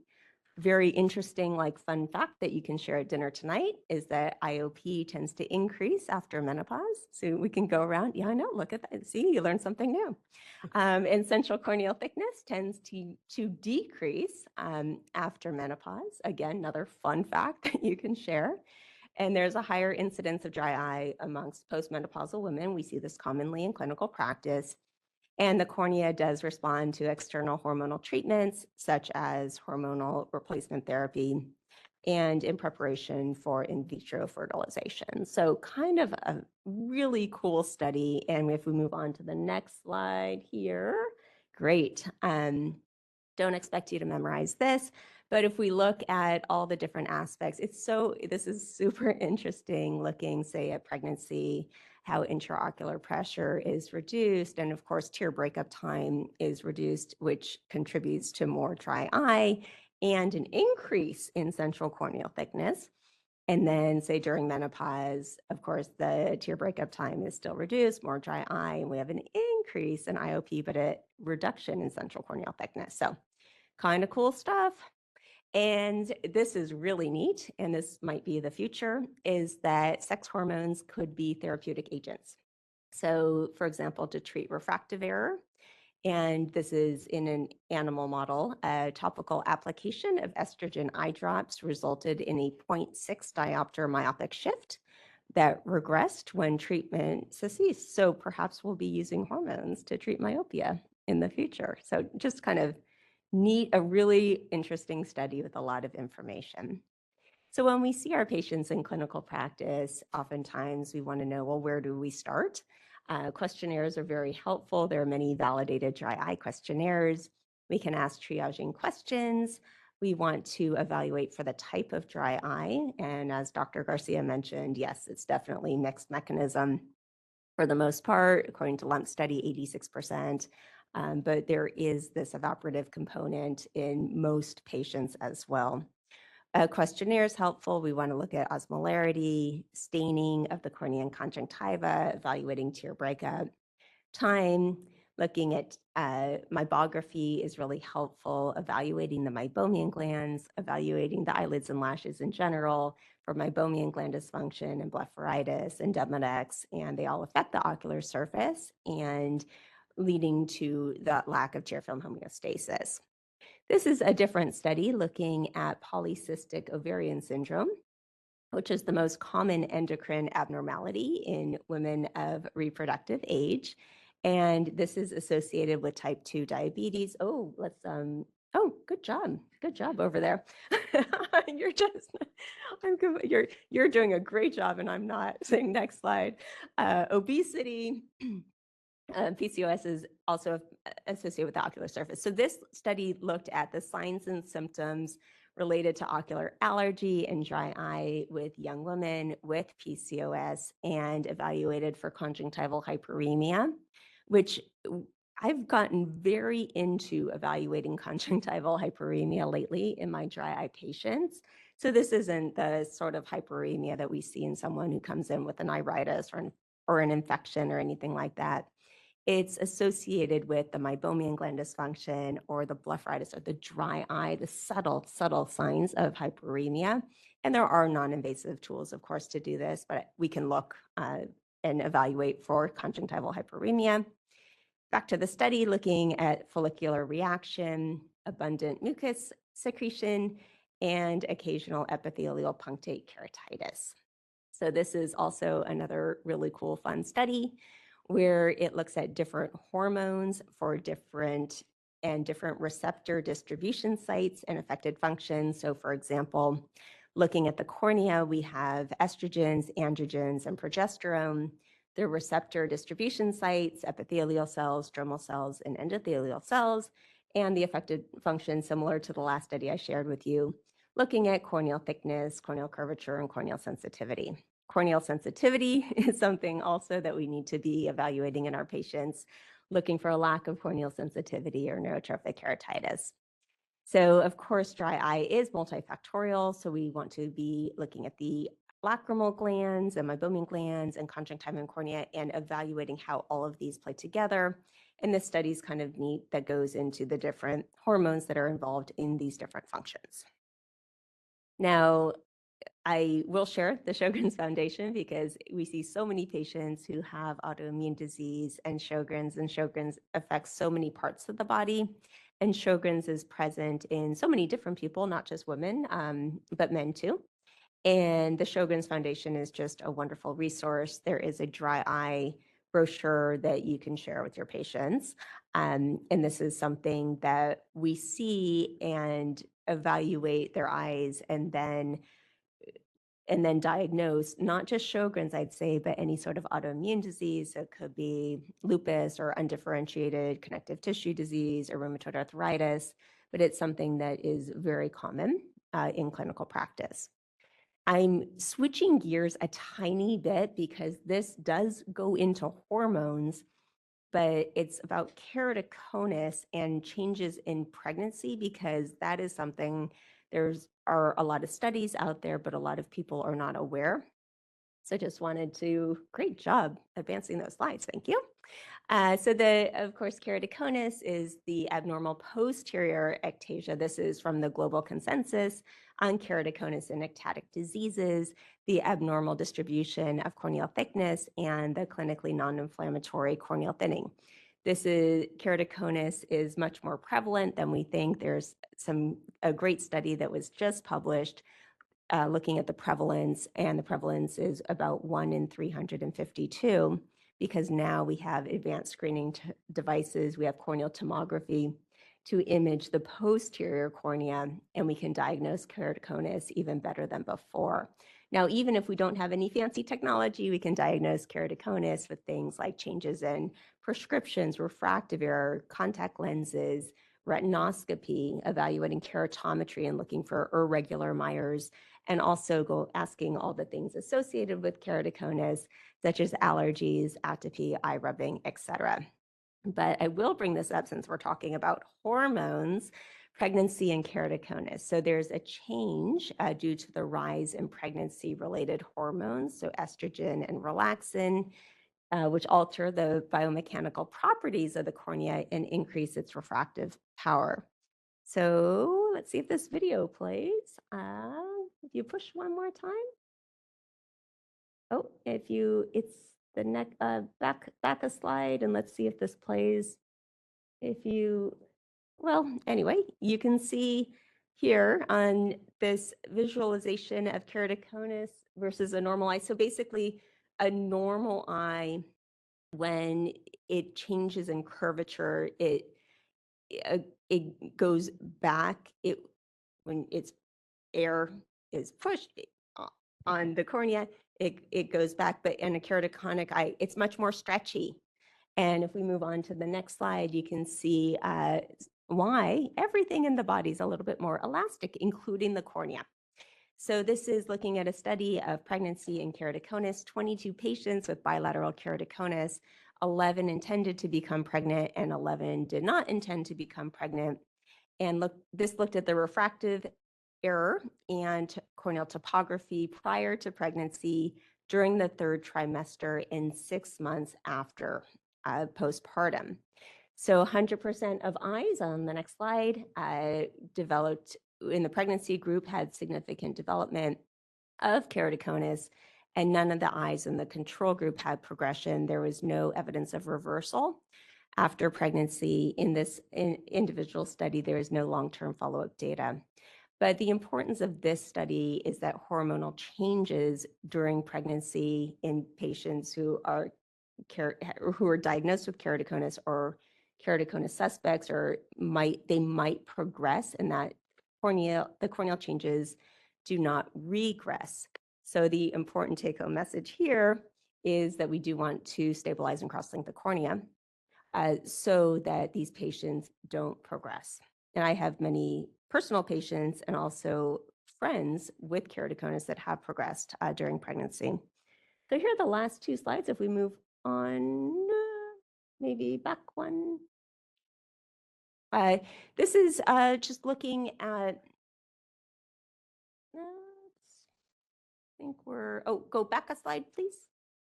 Or back 2 slides, back one more slide, and one more slide, back one. There we go. Great. This is looking at another just common thing that we see in our patient population. And this is a study looking at anxiety and depression. And this came up because talking to primary care doctors saying, why are we seeing all these changes? Our patients are coming in having all of these side effects when they're on medications. And I'll share that in just a moment. So this was a study published last year. Out of all adults, 32.3% have anxiety and or depressive disorder. And if you look at the age range of 18 to 24%, it's almost 50% of patients. So this is something that we see in so many of our patients. If you move on to the next slide here, there we go. And this came from that conversation about what about all these antidepressants and what are they doing to a person? There are higher levels of systemic side effects such as dry eye and dry mouth and drowsiness in those using tricyclic antidepressants. So if you go to the next slide, and I don't expect you to memorize this at all, it's a graph with a bunch of different things, but it goes over the different drug class and also the side effects, many of which are dry eye. So dry eye, blurred vision, mydriasis, this has come up a few times in different patients, and we've worked together to adjust the dosage of the medication. So working with primary care is adjusting the dosage so that they're not having these ocular side effects. But this is something that we're seeing very commonly also in our patient population. So I wanted to share this with you. So just with that, just wanted to thank you for your time and happy to answer any questions. First of all, just thank you. That was, I won't speak for the board, I'll let them speak for themselves, but that was just, I'm going to have to go back to it because that was a lot of really good information. One question I had was just about the comment you made about the sex hormones, and maybe one day in the future we'll be using them to treat patients with dry eye. Are these hormones controlled substances? I have no idea. I don't know either, because I know that under the board's, the TPA authority, the therapeutic authority that most all ODs now have in California, the authority allows you to use for rational and off-label use, um, agents that are not controlled substances. So if sex hormones are not controlled substances, which I don't know, Well, it may be possible that, Maybe Christine knows the answer to this. yeah, I guess that's the question, is whether sex hormones are controlled substances or not. So just something I'm So wondering. something in 20 years when we might see this in humans, yeah, let's, see. I think this is going to take a long time, but that's a great question. And I don't know the answer exactly, but I do not know of any sex hormones that are controlled substances. I've not seen that. Okay. Thank you. Thanks, Christine. Well, thank you, Dr. Barnett. I learned a lot today too. Do any of our board members have any questions or comments for Dr. Barnett? As Member Garcia, I just have a comment. So the optometrists in the room know who Dr. Barnett is. She's like world-renowned, national speaker. She's an expert in dry eye and anterior segment disease and contact lenses. And I think we've all seen her on different presentations, but it's an honor to have you here today. Oh, thank you. Thanks for having me. Appreciate it. This is Member Linden. I just wanted to make a couple comments. One, I thought it was really interesting you had brought up whether prescriptions even need to mention, gender on them at all. So that's kind of like a note to self, let's maybe look into that a little bit more. And I just want to thank you for your presentation and for all the information you shared. I think especially you hear that so many studies are done looking at kind of, from a male perspective. And so I think it's really refreshing that we have the study that's really looking at how all of these hormonal changes affect everything. And hopefully there are more studies like this being done. Thank you. Thank you. Any other comments from our members in the room? I just want to chime in. Just want to chime in on the thank you for such an amazing presentation and just the passion that you presented with. I know your patients are well served. Thank you. Thank you. Do we have any comments from our members online? Nope. Well, thank you, Dr. Barnett. That was Thank you. very informative. Thank you.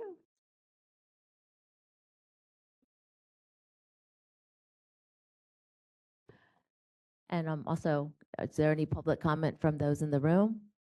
Or public comment? There's no hands raised in the room. And how about public comment from anyone online? Oh, I take it back. Rubia Garcia is coming to make a comment.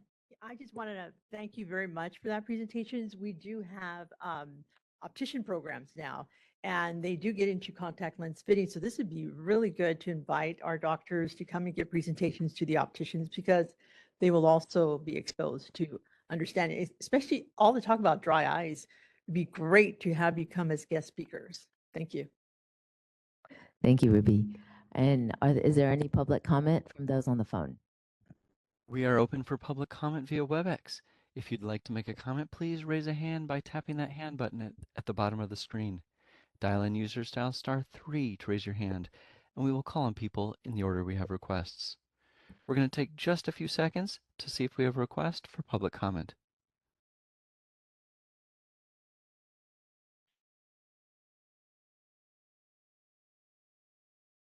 Seeing no request for public comment, do you wish to continue with the agenda?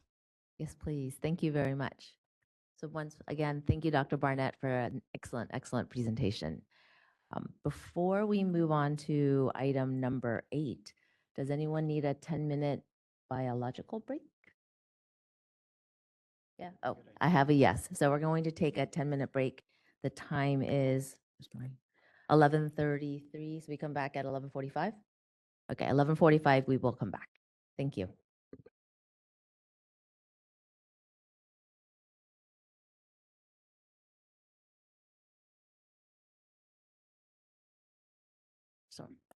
So we are coming back after our break, and we are now going to move on to item agenda number 8, which is discussion and possible action, excuse me, to approve modified text and responses to comments and continue rulemaking to amend Title 16 California Code of Regulations, Section 1505 and 1524, and adopt sections 1583 through 1587 for the mobile optometric office program.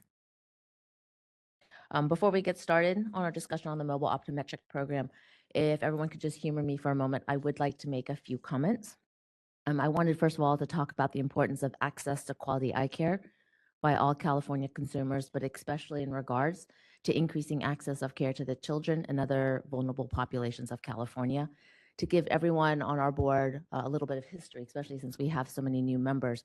Prior to 2020, the ability to provide eye exams through mobile optometric clinics was not allowed by optometrists in California.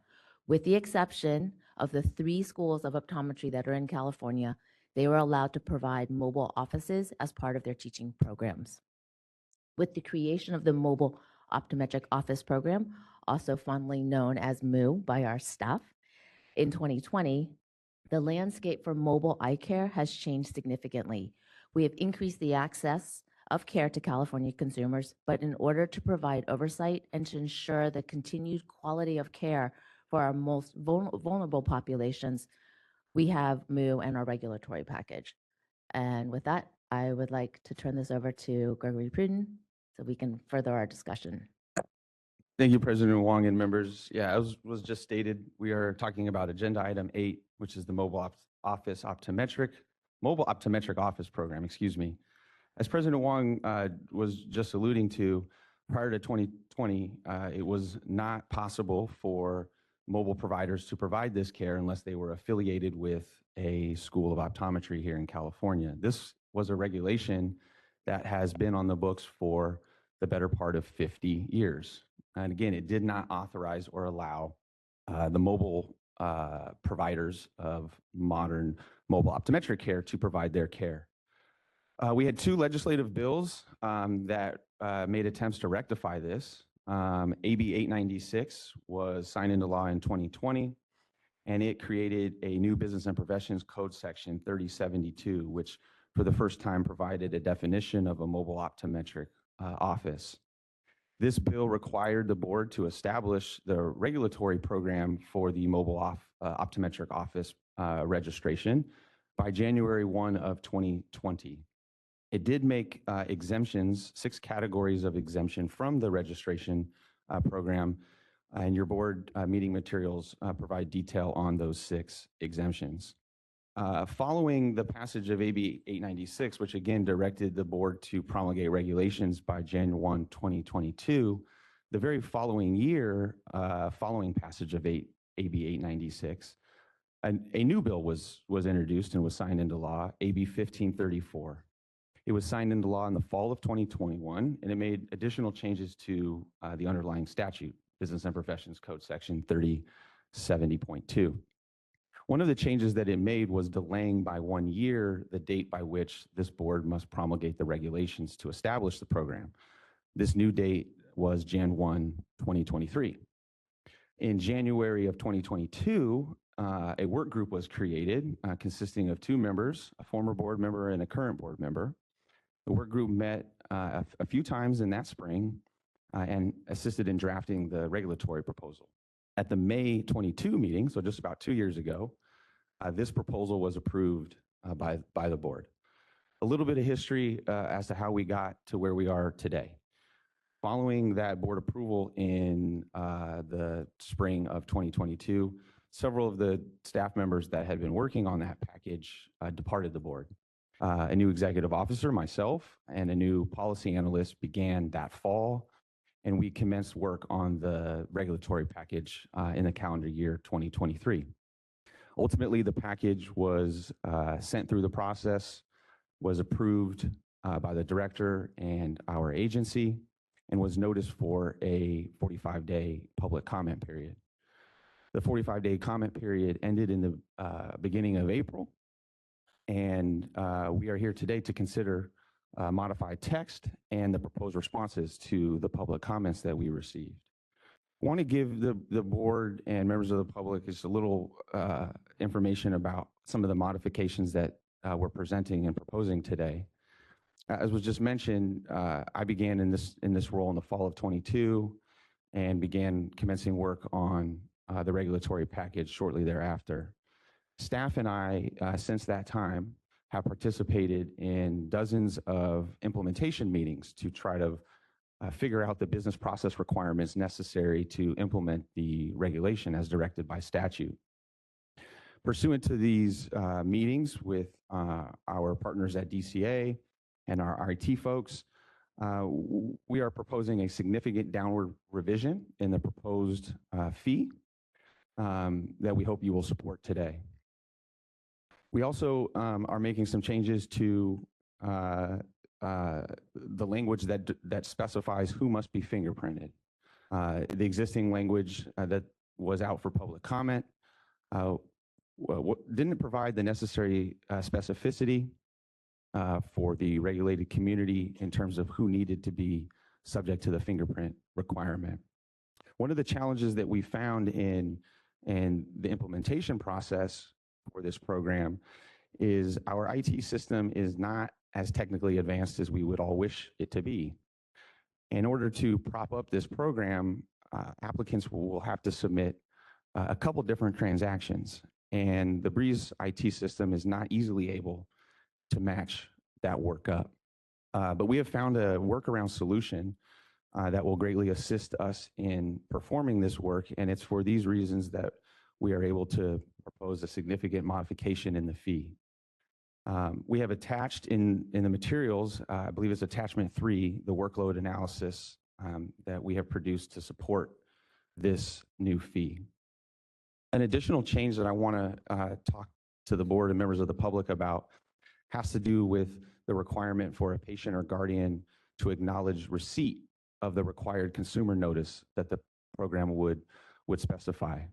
We're thankful to our comments that we received during the public process because this language may have had the unintentional consequence of making the expansion of optometric care, which is the entire purpose of the mobile optometric office program, more difficult.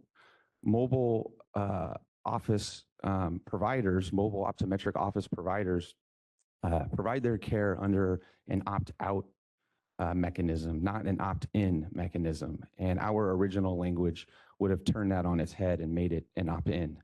So we've modified this language as well to be consistent with how providers are operating today, and also consistent with the original intent of the entire statute, which was to expand care to vulnerable populations and children.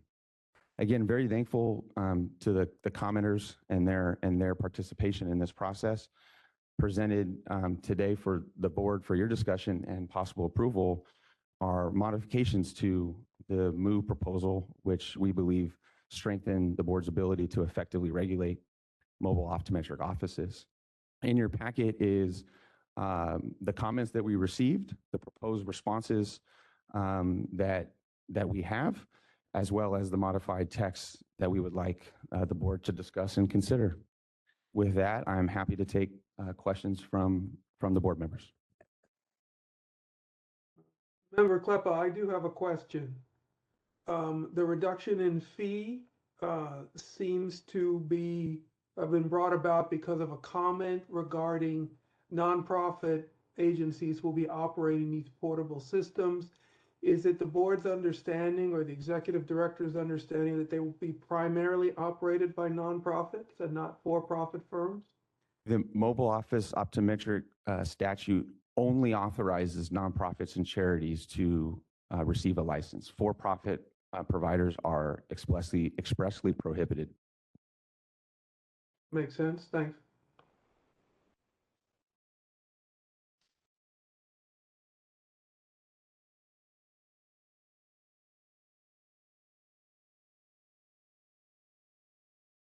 Question about the language, because it does refer to Breeze a few times specifically. Yeah.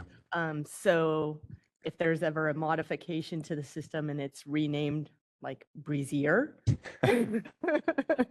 where you wouldn't have to do those manual changes, would the law then need to be changed, and what costs would be associated with changing the language for any kind of updates to the Breeze system, name-wise? Yeah, that's a good comment. First of all, I think staff would, everybody would love Breeze to be breezier, including our applicants and licensees. If a future licensing system came online that this board used that had a different name, I'm looking to council here, but I believe we would just need to do a section 100 to change the, reflect the current name of the licensing system. It wouldn't otherwise impact or change our, licensing or application process. Yes, that's correct. That would just be an easy fix. I would just say, A free, easy fix?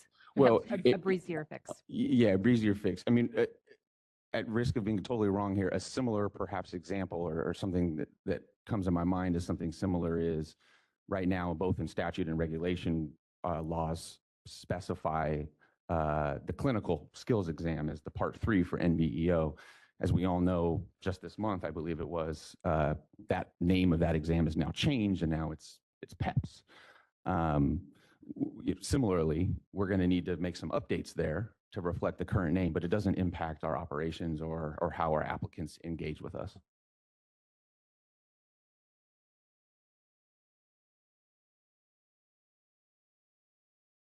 Any other comments from board members in the room or online? Do we have any public comment from those in the room? Or public comment from those on the phone? We are open for public comment via WebEx. If you'd like to make a comment, please raise that hand by tapping the hand button at the bottom of the screen. Dial in users, dial *3 to raise a hand. And as a reminder to our mobile device users, you may need to hit the ellipses button. That's the ... in order to find your hand button. We are going to give everyone 3 minutes to speak with a 30-second warning before your time expires. And first up is Damian Carroll. Hold on just a moment. We're sending you a request to unmute your microphone. My name is Damian Carroll. I'm the National Director of Vision to Learn. We are likely the largest provider of student-based mobile vision care in California. Just wanted to thank all the members of the board for their hard work on putting together these regulations and taking into account input from affected organizations. Vision to Learn is proud to be able to help kids at school who are going without glasses to make connections for those students to local optometry and to continue to improve our program to provide the best level of care possible to students in schools across the state. And again, very thankful for the board's attention to this issue and hard work in putting together this package of regulations, and looking forward to working with the board to register our mobile clinics, mobile optometric offices, I should say, the term of art, and looking forward to helping many more kids in California get the glasses that they need to succeed in school. Thank you. Thank you for your comments, Mr. Carroll. Are there any other comments by those on the phone? That was our only request for public comment via WebEx. Thank you. Okay, well, at this moment, I think I would like to make a motion, and the motion will read as: adopt the proposed responses to comments and the modified text and direct staff to send the modified text out for a 15-day public comment period. If no adverse public comments are received on the modified text, instructed the executive officer to take all steps necessary to complete the rulemaking process. Authorize the executive officer to make any technical or non-substantive changes to the rulemaking package and amend sections 1505 and 1524 and adopt sections 1583, 1584, 1584.5, 1585, 1586, and 1587 as noticed in the modified text. Can I get a second? Board Member Sims, I second the motion. Thank you.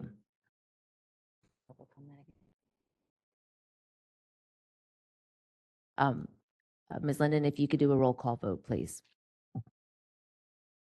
Okay, Dr. Bragg, Aye. Member Clemens, Aye. Member Dawson, Aye. Member Klappa, Aye. Member Linden, aye. Dr. Pruitt, Aye. Member Sims, Aye. Member Sue, Aye. Dr. Garcia, Aye.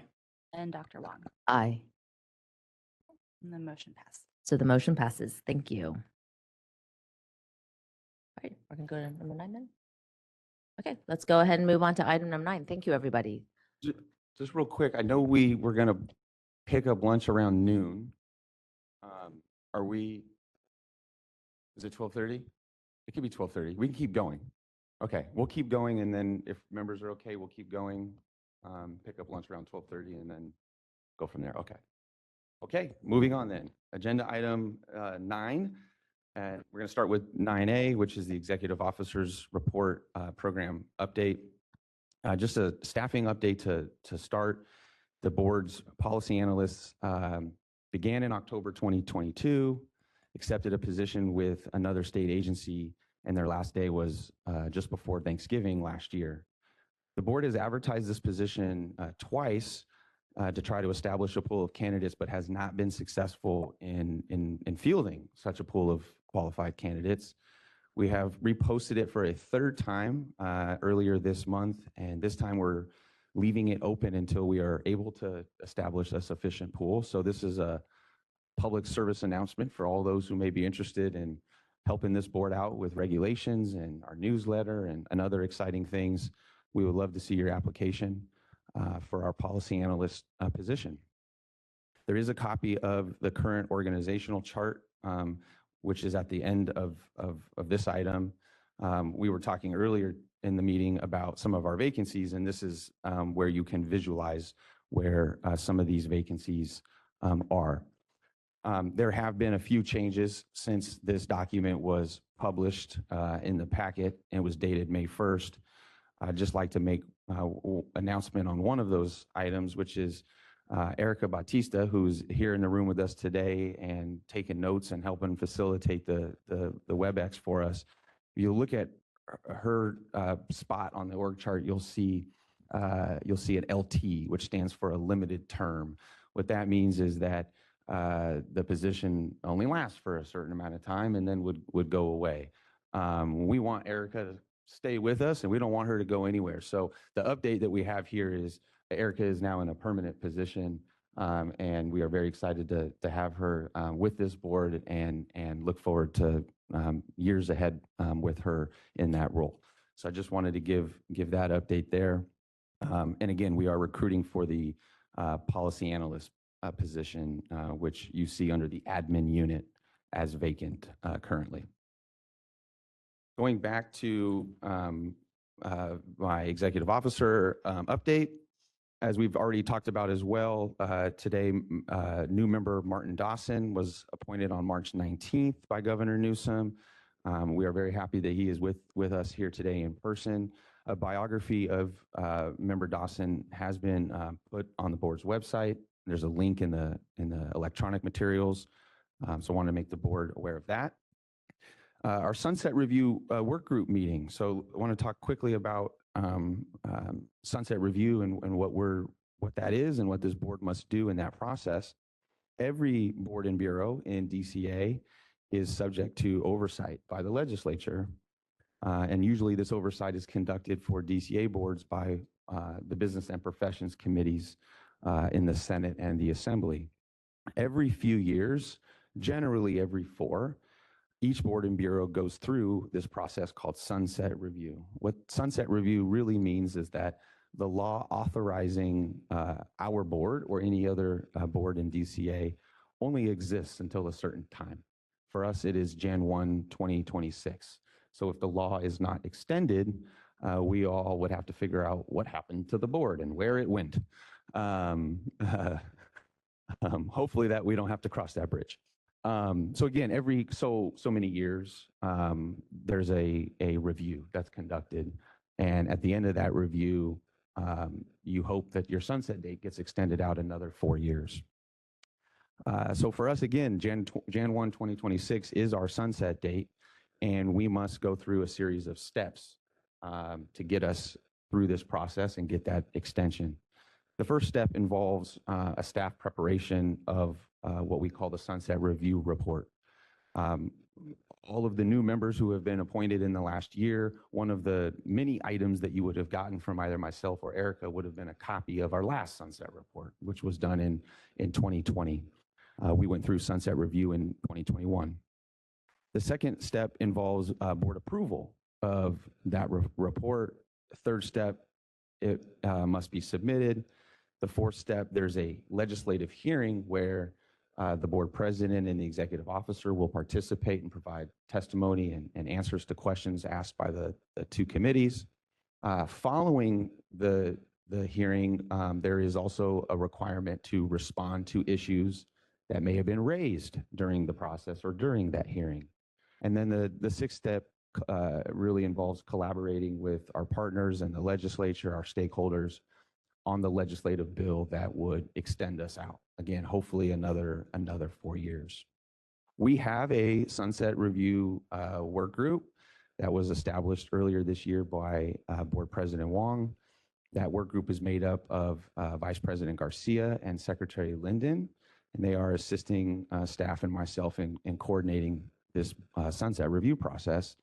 Earlier this month, the work group conducted its first meeting to start the planning and preparation process for this report.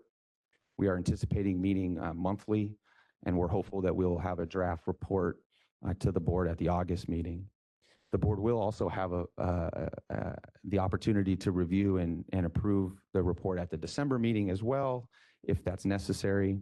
And ultimately, the report must be submitted to the legislature by the end of this year. We will then go through the hearing process. So after submission of the report, generally in the spring, February, March, April, somewhere around that time period, the legislative committees will conduct the sunset review hearings. As I said earlier, the board president and myself will be there to testify and provide answers to those questions.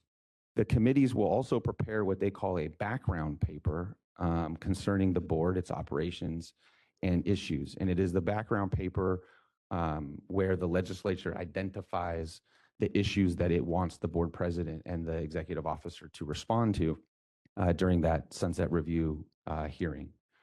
Any items that are not responded to in that hearing are responded to in a written document that's submitted within 30 days after that hearing. So we're looking forward to going through this process and keeping the board updated throughout. Again, as I mentioned, we'll be meeting monthly in preparing this report. Some outreach and committee updates. In April, we had 3 committees meet. We had our Consumer Protection, Public Relations, and Outreach Committee, Practice and Education Committee, and the Legislation and Regulation Committees all met on April 5th. On March 26th, I was able to travel to Western University. I must say a big thank you to Dean Hoppy and her team down there, as well as DCA for helping facilitate the travel down to Western. This was an opportunity for myself to view that school, Western's laser lab.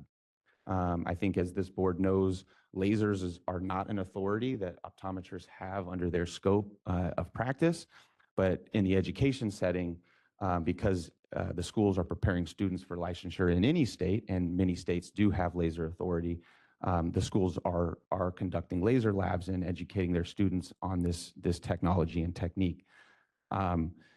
I was able to fire a laser myself at a fake eye, and we should all be very grateful it was a fake eye because I could not hit the eye.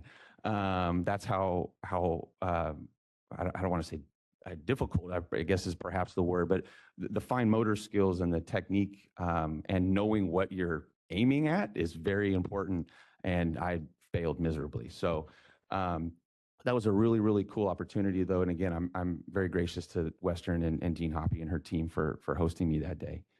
The board's newsletter, The Spectacle, was released in spring 24, or I should say earlier this year. In April 16th was the date it was released. As we always do, we distributed it via listserv and on our social media account. We've also, as we talked about at our last meeting, we've pulled out some items from this document, from this newsletter, and tried to market them a little bit more. One of those items was the eyeglass donation effort that we discussed at the last board meeting. The spring newsletter contains that article with those links in terms of how do you donate. We have also put that information out on social media, and thank you to DCA for helping us create some cool graphics for that.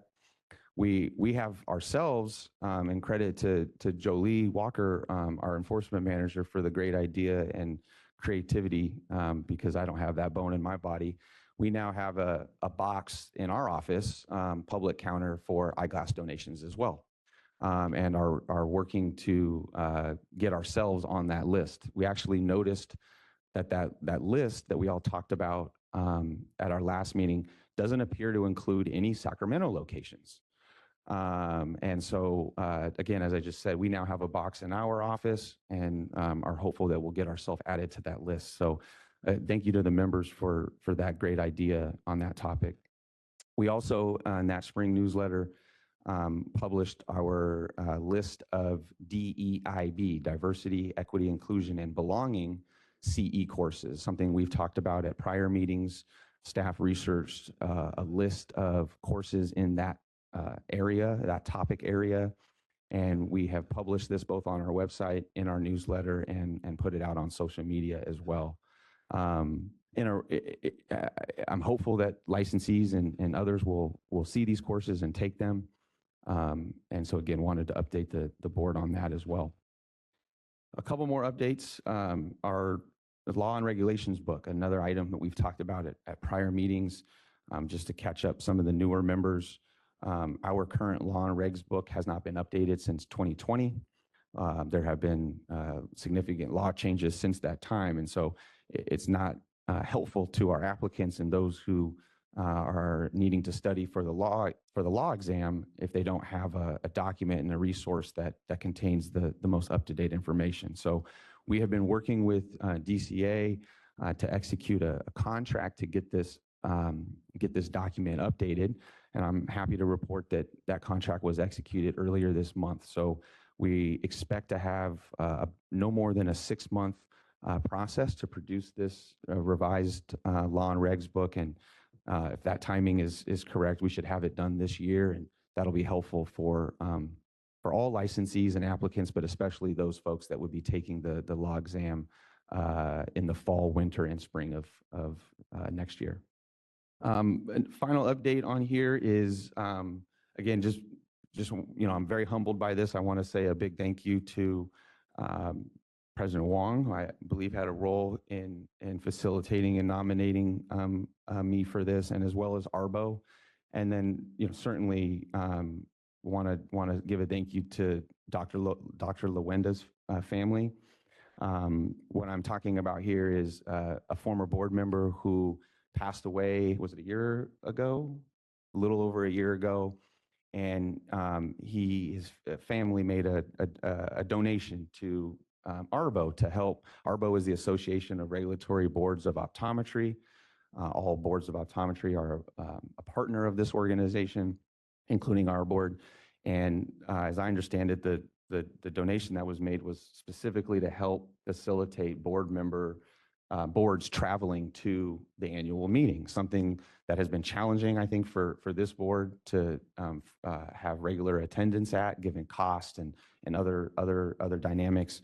But very, very gracious to be awarded this travel scholarship. So I will be going to Nashville, Tennessee, Father's Day weekend, to participate in the Arbo National Conference. I'm very much looking forward to that. I said national conference, I should say annual meeting. Very much looking forward to participating in that. I will be a voting delegate on behalf of the board at that meeting, so expect a future update regarding my attendance and the work that was conducted there. So that's my update for item 9A. Happy to take any questions or comments from the board. Member Kleppa here. I do have one comment and a couple questions. First, I urge you to try the barbecue when you're in Tennessee. It's wonderful. Duly noted. Yeah, thank you. As far as the questions on the executive chart, we have the one opening in the administrative unit that you're seeking someone to fill. Are the other vacancies being left unfilled for a reason, or are they also in process? Great question, Member Kleppa. So the other vacancies, with the exception of 2.5 of them, and I'm not trying to be confusing here. We have one position, if you look at the org chart, that is a 0.5, which means it's a half-time position. So we have 2.5 positions that are, I'm going to exclude from what I'm about to say. All of the other positions are being purposely held vacant for salary savings, given our fund condition.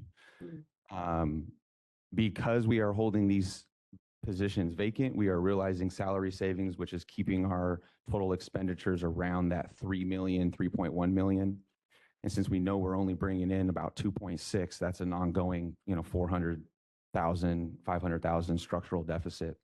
If we fully were staffed up, that 3.1 million number would be closer to 4, and our budget problem is that much worse. So as I've talked about at prior meetings, this is a delicate balance. You can't just keep positions open for salary savings at the expense of jeopardizing your operations and your timelines and your other mandates that you must abide by. So far, we have been successful over the last 2 years in keeping these vacancies vacant, realizing those salary savings, and having no negative impacts to our operations. And in fact, the opposite has happened. Our licensing times are better, our enforcement work is better, so on and so forth. So it's a balance, but at the moment, it's a balance that we're able to achieve. Okay, so I probably just didn't quite understand. I know you said some are being kept open, some are being filled. Can you break down which is which? I know the administrative unit staff services analyst position is currently being advertised.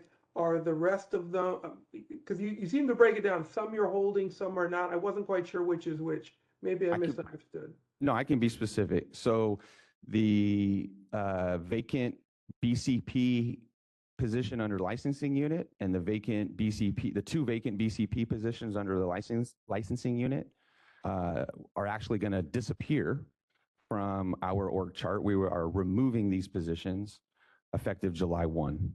So that is a total of 1.5 positions, right? Because one of them is a 0.5. There is one position in the enforcement unit, the other BCP. It is also going to be going away effective July 1. So that's 2.5 positions that will be removed from the org chart effective July 1. You might wonder, or other board members might wonder why. A BCP stands for Budget Change Proposal. It's a mechanism that we engage in to seek additional resources, such as positions. And the BCPs for those 2.5 positions had limited term funding. So the funding for those positions has run out. A decision was made by me that we did not need to seek reauthorization for those positions in terms of the funding. And so those 2.5 positions will disappear from the org chart July 1. The remaining vacancies, with the exception of the policy analyst position, we do not intend to fill at this time. Okay, thank you.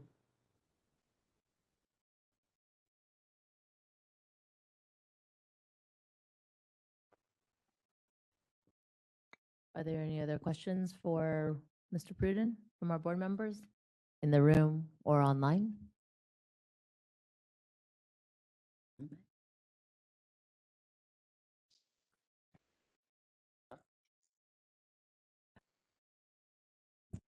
Okay, I'll just move right on to 9B. This is the enforcement program update. Thank you to our enforcement manager, Jolie Walker, for putting this item together for us. You have statistics along with this item.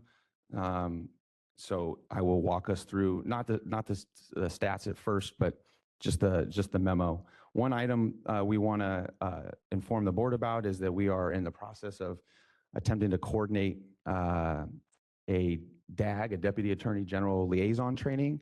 This is something that I don't think this board has had in quite a while, if at all. It's something that I've learned that most boards tend to do once a year, is to have a Deputy Attorney General come in, give a top to bottom, side to side review of the formal discipline process and what that looks like. And I think it would be very helpful and beneficial especially for our new members who may be less familiar with that aspect of your role as a board member. So we're hopeful that we'll have that scheduled for the August meeting. Another exciting update and something that we've talked about in our prior meetings in this area is the help that we need as a board for subject matter experts. Just as a brief background, we use subject matter experts in two ways: for our licensing exam development, but also for reviewing the more complex, difficult cases that staff doesn't have expertise on. These are more your quality of care, for example, type of cases. We had a very low number of subject matter experts, and that, in our estimation, didn't seem to serve the board well. So we had done some outreach and recruitment in this area. And in this last quarter, we brought on 3 new subject matter experts. So very excited and proud to do that and get them up and running. We also have increased our CE audit sample rate, moving forward from 5% to 7%. I almost gave my audit staff a headache there and a heart attack when I said 10. From 5% to 7%, this is just a goal. We don't have any mandate that we audit a specific percent, but just a goal that we're trying to stretch ourselves a little bit here. We're struggling, to be honest. In the past, we've struggled in the past to achieve the 5, but as our process is being refined and getting better, we're being more successful in our sample rate, and again, are increasing it from 5 to 7. On the next several pages in your packet, you have the stats. And so you have not just the listing of the citations, but you also we move into the statistics. I won't spend a lot of time here talking about the statistics, except to just point out one item on the optometry side, which is, if you just look at the numbers, with knowing that we still have one entire quarter to go, right? So we are not reporting April, May, and June yet in this packet. We're just reporting 3 quarters worth of data. Our year-to-date complaints on the optometry side are higher, that we are at 295 through quarter 3, whereas all of last year, with 4 full quarters reported, we did 213. And we have some idea as to why these numbers are up. One is an increase in the CE audits. That's one explanation. As this board knows, we've talked a lot about CE, and so those numbers, some of these numbers are reflective of the audit work that we're doing. There are also more unlicensed. If you look at the categories, you'll see 60 unlicensed, unregistered complaints year to date versus only 6 in all of last year. We've talked previously at board meetings about some of the work we were doing with our delinquent FNPs, for example, fictitious name permits that was hard to determine whether they were still operating or not. They were delinquent. And so a lot of the increase in this unlicensed, unregistered category is a result of that work, trying to get our delinquent FNPs back into compliance, or not just delinquent ones, but ones that we have found through staff research that are operating, that don't hold any FNP permit from us. So I just wanted to point that out, that through 3 quarters of the year, you do see an increase in complaints, but they're reflective of things that are more internally driven and less a reflection of what's happening out in the regulated community. So I just wanted to point that out, but happy to answer any questions from the members and take any comments regarding the enforcement update.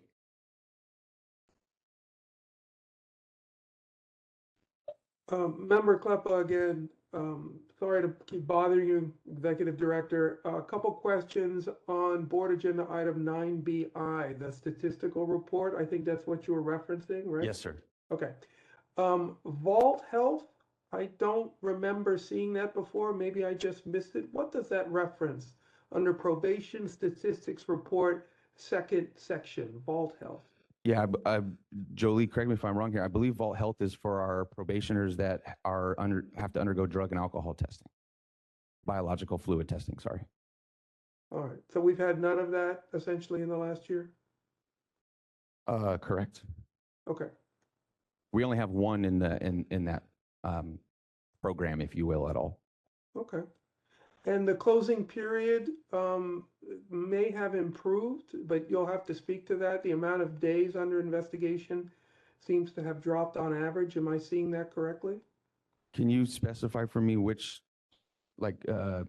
specific PM you're referring? Okay, for instance, under statistics report optometry program, then if you go down a few boxes, there was a citation intake or a citation category. Oh, Citation yes, okay. average data close, year to date 91, and then if you go over and you break it down by quarter, it's 290. But it's dropped significantly from 548 in quarter one, right? So Yes. we're doing better. Yes. If I'm reading that correctly, the staff is doing much better closing it faster. Am I right in that? Yeah, I would say that's fair. I just always like to point out, this is just a personal problem perhaps, but average is such a inherently flawed statistical measure, or it can be, right? It doesn't, for example, tell you a full picture about the tails, right, on either side. So most of these citations, or many of these citations, are CE, which generally go quicker in terms of the process. But we also have some older cases that we've closed, some older citations that we've issued. And so that's why, for example, you see a year-to-date number that's 290 compared to last year. Year-to-date was only 91. Most of those citations last year, I think 16 of the 17 were CE. And so again, those are quicker, right? That just the overall process is faster and quicker. But for non-CE citations, where there may have been investigations, where there may have been work that we did with DCA and our investigatory partners at DCA, those cases can take a long time before we even get to issuing the citation, before the citation ever gets resolved. So there's no other way that we can break this down, because we have to follow DCA's PM targets and cycles here. But I just want to point that out, that when we say citations, they're not all created equal, right? Different types of citations for different activity or different wrongdoing, if you will, the timelines that are reflected can be very different. Okay. The explanation you gave just made me a little confused in reading the statistics I'm seeing. So could you walk me through it? Again, the citations box. Sure. Average days to close, I see 91, and then I'm over in the fiscal year breakdown quarter by quarter. Are we switching from days to number of citations between? No, these are all average days. Okay. All right. So 548 in quarter one, 197 in quarter two, 124. So it's dropping quarter by quarter as we go forward, right? Yeah, and we looked at why quarter one was so high, and the reason why was because those were some older cases that finally got resolved, that resulted in a citation being issued. So the CE citations don't take, almost 2 years or a year and a half, 548 days. These were older cases that had longer investigations, and yeah, that's why you see the average days starting to drop. Okay, which is a positive trend, right? Agreed. Yeah. Okay. So I just want to be sure I'm seeing that the positive trend is there, and therefore it's kudos to staff and yourself for getting us farther down that road. Yeah. I think is that the only section that deals with time under investigation, or am I missing something? Well, no, it's not the only category that deals with time under investigation. A citation is not formal discipline. And so we have other measurements on this report that do measure formal discipline. Almost as a rule of thumb, formal discipline should take longer than a citation. Formal discipline involves a lot more steps. It involves the DAGs, and can involve hearings, so on and so forth, where citations don't generally involve that. Okay, and is that broken out separately in a different set of statistics other than the citation box? Yeah, it's in this report. PM4, cycle time discipline, average number of days to close cases transmitted to the AG for formal disciplinary action. We've had 2 all fiscal year that we're reporting. Okay, I see that there. So average number of days, Q2, 5, again, I don't know if I'm reading this correctly. Total cycle time, 673 year to date, Q2, 520, year to date, 173. How should I better understand how those numbers work together? I would view it in that we don't have a lot of formal discipline, which is a good thing, and that our cycle time is improving, which is also a good thing. All right, we'll take the win then. Thank you, Executive Director.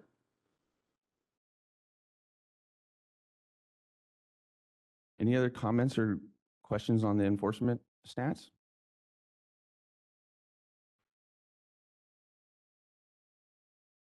We will move on to the next part of the enforcement stats, which is just the CE audit report. This is something that we promised the legislature that we would report at every meeting, and so that's why you see it. We had an extensive conversation about this topic at our February meeting regarding the pass rate and how we all feel that that should be higher and as close to 100% as it possibly can be.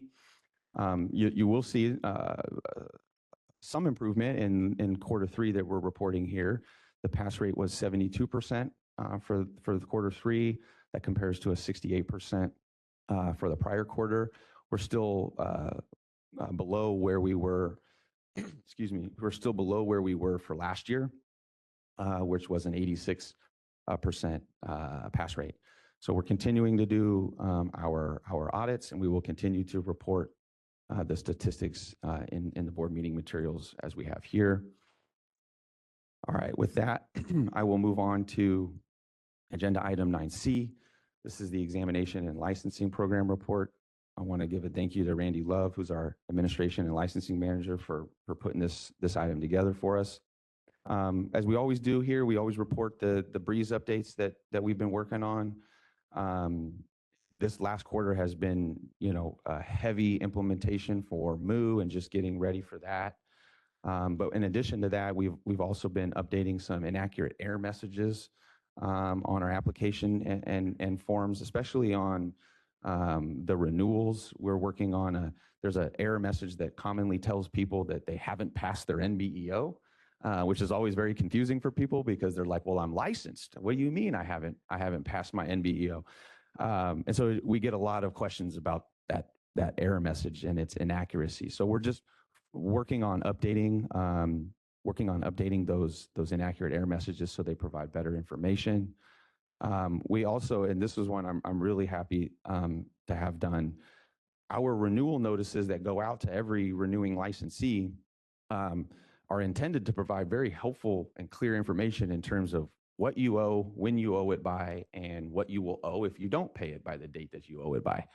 And we discovered that some of that information was invisible. It was printed in white ink on white paper. And so when we discovered that, we quickly got to work with the DCA folks and the Breeze folks to correct and rectify that. And now renewal notices do show the correct, they show the fee amount, and they show what the delinquency date would be and what the delinquency fee would therefore be. So very, very important that we send out, truthful, accurate, informative information to our licensees. So glad to have that one done. As I mentioned at the top, it's been heavy MOO implementation. So meetings every week, trying to build the IT business processes for that. The other future Breeze update that we have relates to our fee increase. So as a reminder, July 1st this year, our fees will go up for initial licensure as well as renewal for both optometry and opticianry. We have sent out a few listservs and social media messages about this. So this is for any renewing licensees. You have until July 1 to get that renewal in and still pay the existing fees. effective July 1, that renewal fee will increase. So if you are a August expiring licensee, for example, you have your renewal application open right now. If you pay it now, you'll pay the current fee. If you wait until July 1, you'll pay the new fee. As a reminder, the renewal fee for optometry is $425. There are some additional fees that we don't control, for example, cures, but the fee for us is $425, and it will be going up to $500 on July 1. So just a call to all renewing licensees that may have open renewals to get that submitted before July 1 and enjoy a low introductory rate on that renewal. Just moving on to the statistical review for the third quarter. This is something we started reporting at maybe 2 meetings ago, but the letter of verification is a very common item that our licensees will reach out and inquire about and try to obtain for seeking licensure in another state or credentialing or other purposes. We moved that process online.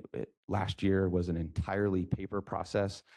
It now is online on Breeze with an application, so on and so forth. We received 50 of these requests in the third quarter. We also processed 28 applications for a retired volunteer status.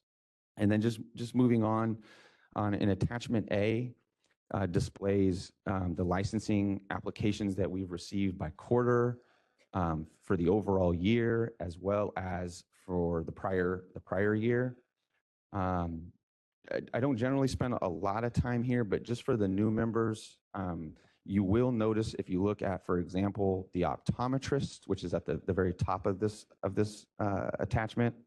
If you look at the second row, which is the optometrist license received and approved, you might wonder, how did you receive 259 but approve 417 in 1 year? And that's a direct result of the licensing process reforms and improvements that we've made and we've discussed extensively at these board meetings, where we took our 90-day average down to under a week. And so we operate on a fiscal year that begins July 1 and ends June 30. And all of our optometrists graduate now.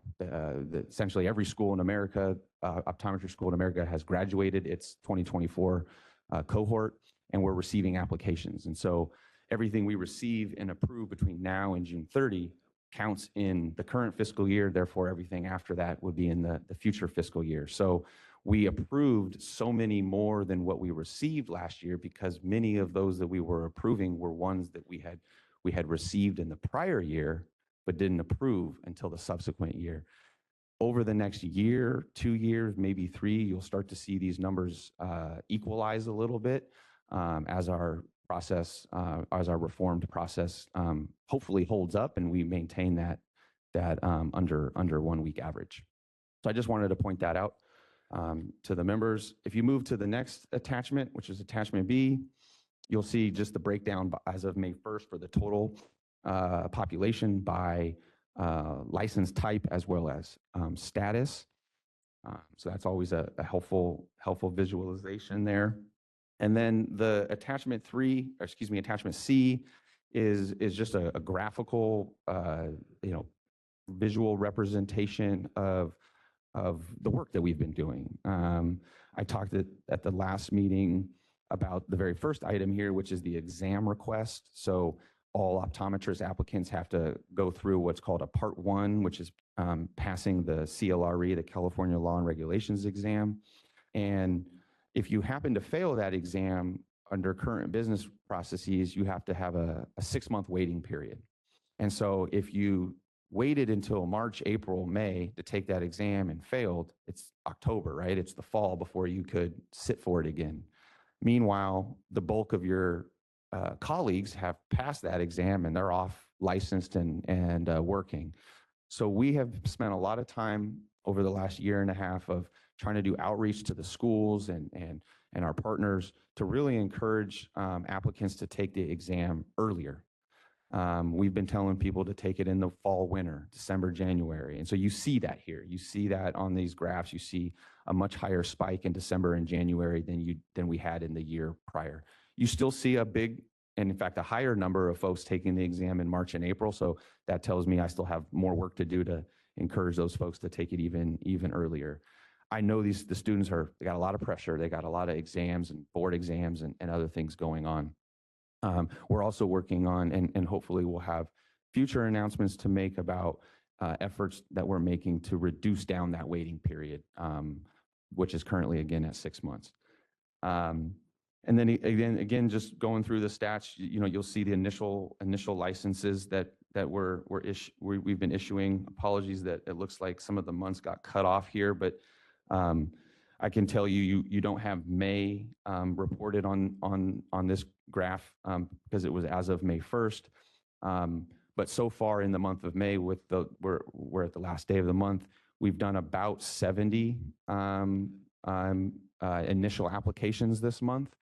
So that's a big number for 1 month, and we'll expect to do a similar number in June.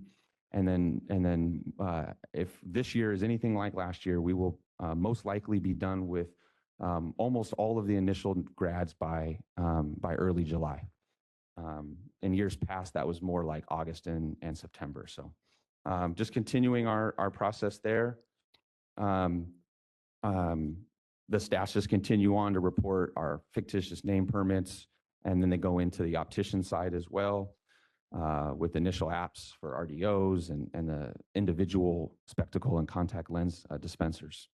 So those are the board licensing stats. I'm happy to take questions and comments from the members.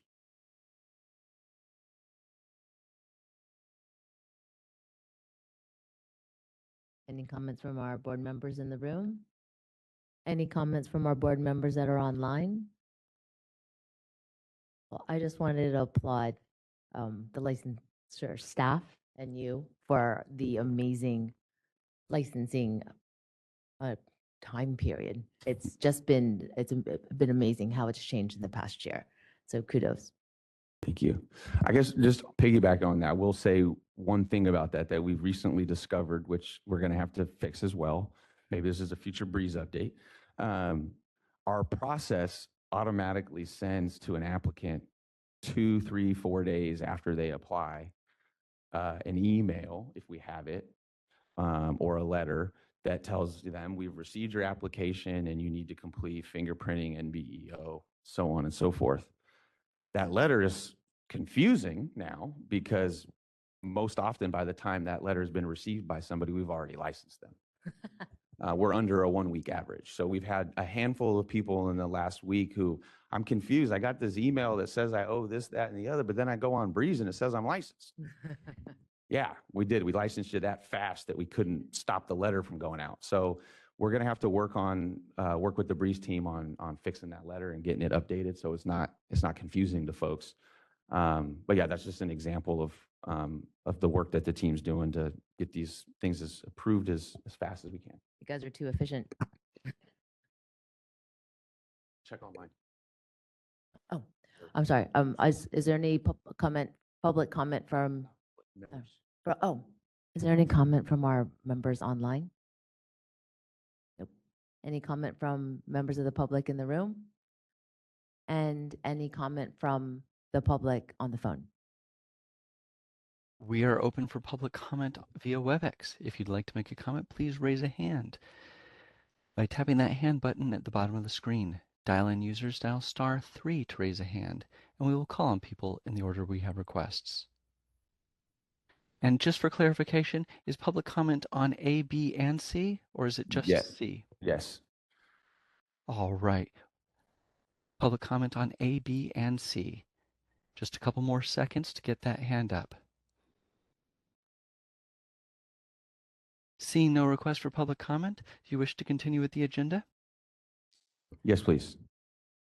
Just one final item in the EO Executive Officer update, which is item 9D, regulatory update.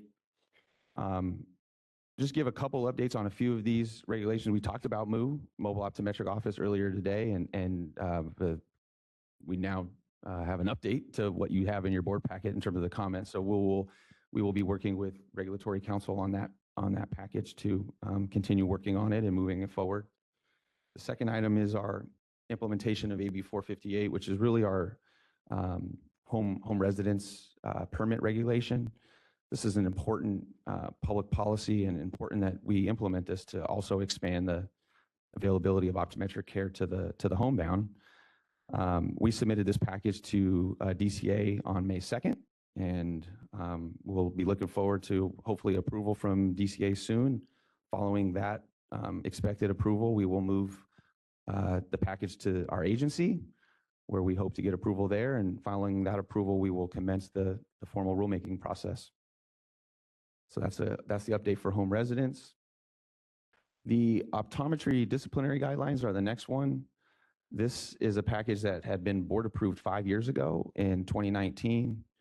We had not been, the board had not done a lot of substantial work on this package when I took over my position. And recent conversations that I've been a part of regarding disciplinary guidelines are going to require that this text and package needs to come back before the board. Not just because it's been 5 years and it's and the length of time, but there have been some important case law and other statutory legal issues that moving forward with this language would be problematic. Just give one example, which is the tolling. We have tolling language. So if you're on probation and you move out of state, there's a process to toll your probation. There's language in that tolling section that raises due process concerns, and that other boards have been either threatened lawsuits regarding or have been sued on. So learning that, we will be taking this package back to the staff level, reworking it, and needing to bring it back to a future board meeting. No new update on item 4, which is the optician program omnibus regulation changes. We reported at the last meeting that this one will also need to be reworked, revised, and come back to the board, most principally because one of the items that was in it had to do with optician fees, and we separated those optician fees from that regulation and pursued a standalone fee regulation, which again takes effect on July 1 of this year. The next item is the dispensing optician disciplinary guidelines, and the same comment exists here for that I mentioned just a moment ago for the optometry disciplinary guidelines. Now, these were disciplinary guidelines that I had been working on and had submitted some rough drafts to legal on, but again, same concerns exist here with the optometry ones. There's some language that needs to be revised to avoid any potential legal issues. And then the final update that we have here is requirements for the glaucoma certification. There's no further update on this one. It's still a regulation we haven't yet started at this time. So I'm happy to take comments or questions from the members regarding item 9D, the regulatory update.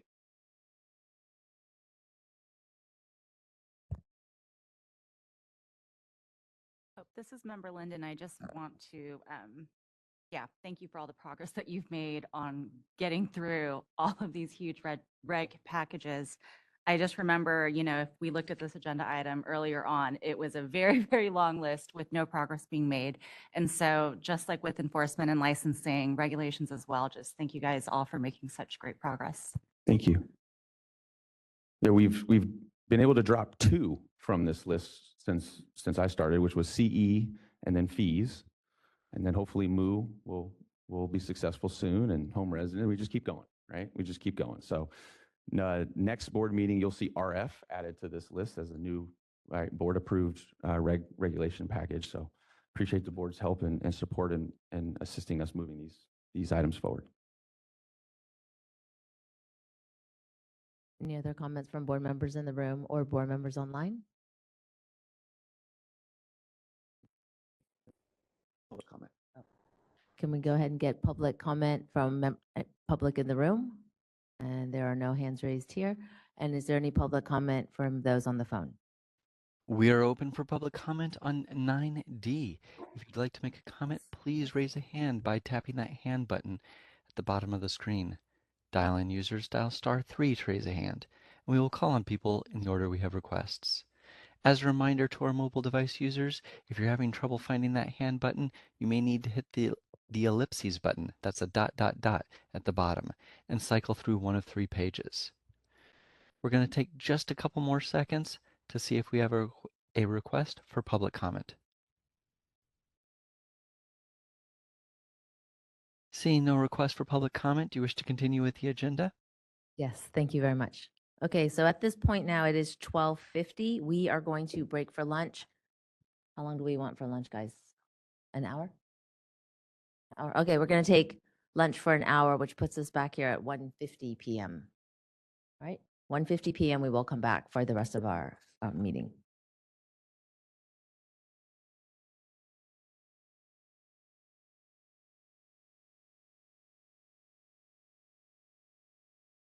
All right, it is now 1:51. We are going to get started again. We are back from lunch, and we were going to, before we get started, let's go ahead and do a roll call vote to establish quorum one more time. Bragg, Present. Member Clemens, Present. Member Dawson, Present. Member Kleppa, Present. Member Linden, present. Dr. Pruitt, Here. Member Sims, Member Sue, Present. Dr. Garcia, Present. and Dr. Wong. Present. Okay, we have quorum. Thank you. So we will be just moving on to item number 11, which is 10. Oh, I'm sorry. Item number 10, which is update and possible discussion and action on our 2023-2024 legislation, which will be done by Mr. Pruden. Thank you, President Wong and members. Hope our bellies are full from lunch. Agenda item 10, update and possible discussion and action on 2023-24 legislation. We have items A through J on this item. However, only items C, D, H, I, and J have had no prior action taken by this board. So the other items A, B, E, F already have board action and positions, and there have been no further changes on those bills for us to consider. Just as a brief background, just again for some of our newer members, the legislature reconvened on January 3rd of this year, and they entertained the introduction of new bills until February 21st. We, at the staff level, were monitoring these bill introductions for any bills that may, impact or otherwise require us to engage on. And then on April 5th, our Legislation and Regulation Committee met and discussed and made recommendations on several of these bills. That's their role, right? The Reg Committee's role is to provide those recommendations for the full board and to assist staff in coming up with those positions. Subsequent to that meeting, there was a bill that we identified that had not been discussed on that Reg Committee, and that was SB 451 by Ashby, and it is on our list to discuss today. Again, for the benefit of newer members, the next few pages of your packet for item 10 are from our administrative manual and just speak to what the legislative process in California looks like, the role that board members have and play in terms of taking positions. And then there's also a graphic in here about the life cycle of a piece of legislation. But unless there's objections by the board, I'm going to start with the items that we have not yet considered and taken positions on, which would be item C, AB 1991 by Assemblymember Bonta, license and registrant records. In your packet, you have an analysis for this bill, as well as the committee analysis produced by the legislature, as well as the bill text.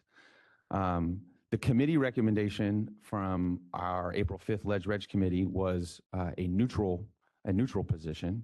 But let's talk a little bit about what this bill does, what is intended to do, I should say. This bill would require healing arts boards, including our board, to collect workforce data on our licensees and registrants. And it requires this data to be collected at the time of registration renewal. This is changing slightly what already happens. For those of you who are licensees, board member licensees, you will know that on your renewal right now, you are voluntarily asked a lot of these workforce questions. Essentially, all this bill is doing is changing the voluntary asking to a mandate that these questions be filled out.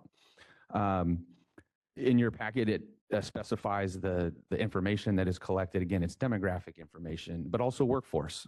So one of the pieces of information includes the anticipated year of retirement. Our board and all of the Healing Arts boards in DCA are in a partnership with another state department, the Department of Healthcare Access and Innovation. And this data is provided to them, and that department produces workforce studies and analyses to help inform policymakers regarding the state's health workforce. There is no impact to the board.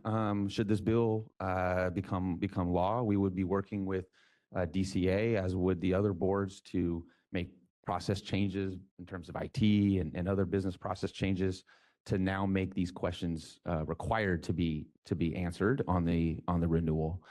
Again, the committee recommendation was neutral, and for the board purpose, we need to take we have the possibility to entertain a position at the board level today.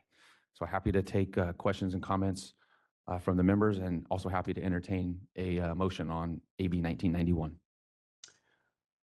Member Klepp, I have a question. If this legislation is adopted, can a licensee still decline to answer in any category? No, they're going to be required to answer these questions. All right, so there wouldn't be an option of, for instance, if it's a race-based question, white, black, or none of the above. You can't get out of it in any way. You have to self-identify and you have to use the categories provided, right? That's my understanding. Okay. I wasn't on the committee that evaluated this, so I would like to give a view. Is this the appropriate time for that? Oh, when did you said the committee discussed this on April? April 5th. Oh, because I think the bill was amended after that. It very possibly could have been amended subsequent to that date. Just looking at it now, because I didn't read this earlier, but it looks like it says, it says if they don't answer, an application can't be denied. Correct. So if they want to maintain their license, they will have to answer it. If they don't answer the question, we will be, sorry, I misspoke. You're right. We will not be able to deny the renewal for them not answering the question. Oh, okay. So they can't essentially decline to answer without a negative outcome. Is that correct? I'm going to double check the language. I am looking at the language right now, and it says a board described under the previous shall not deny an application for license or registration renewal solely because the licensee or registrant failed to provide any of the information listed. Yes. So Member Klepper, you are correct. They would not suffer a penalty in that way. I think that where our board and other DCA boards are going to have to work with DCA is what does this look like in terms of the IT and business process? Right now, the questions you can decline to answer and therefore move forward with your renewal. Perhaps the application will stay the same, but I think future conversations will have to happen with DCA to figure out how our applications may need to change to ask this question, while also still allowing for the fact that folks won't suffer a denial of their renewal for not answering it. Okay. That would have been my concern. I've had to fill out many forms which ask these questions. I find them somewhat intrusive. So the fact that you can decline to answer without penalty would always be my preference, because while I understand there is a useful need to gather the information, it has to be balanced against the privacy of the respondent. You remember, Clubber, you're out. That's a great point you bring up. Even currently now, under the optional scheme, it's every once in a while our board does get some complaints, if you will, from renewing licensees about perhaps the sensitivity of some of these categories, like you mentioned, race being one of those one of those questions that is asked.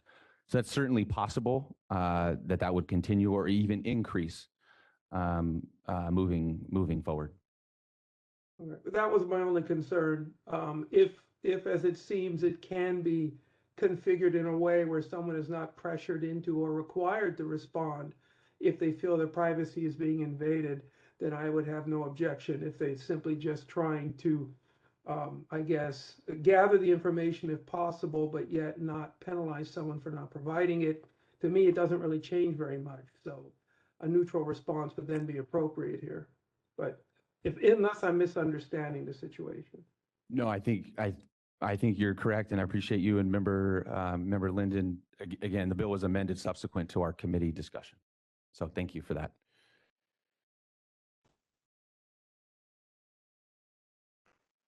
So we're still on AB 1991. We can continue discussing it. We could entertain a motion for a position. We certainly don't have to take any position either.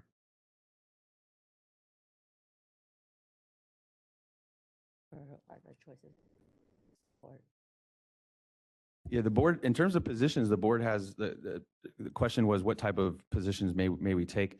In terms of positions, the board has a variety of positions it could take. It could support the bill. It could support if amend the bill. It could be neutral on the bill. It could be neutral if amended. It could oppose it, or it could oppose unless amended. Or it could simply do nothing and just can keep watching it.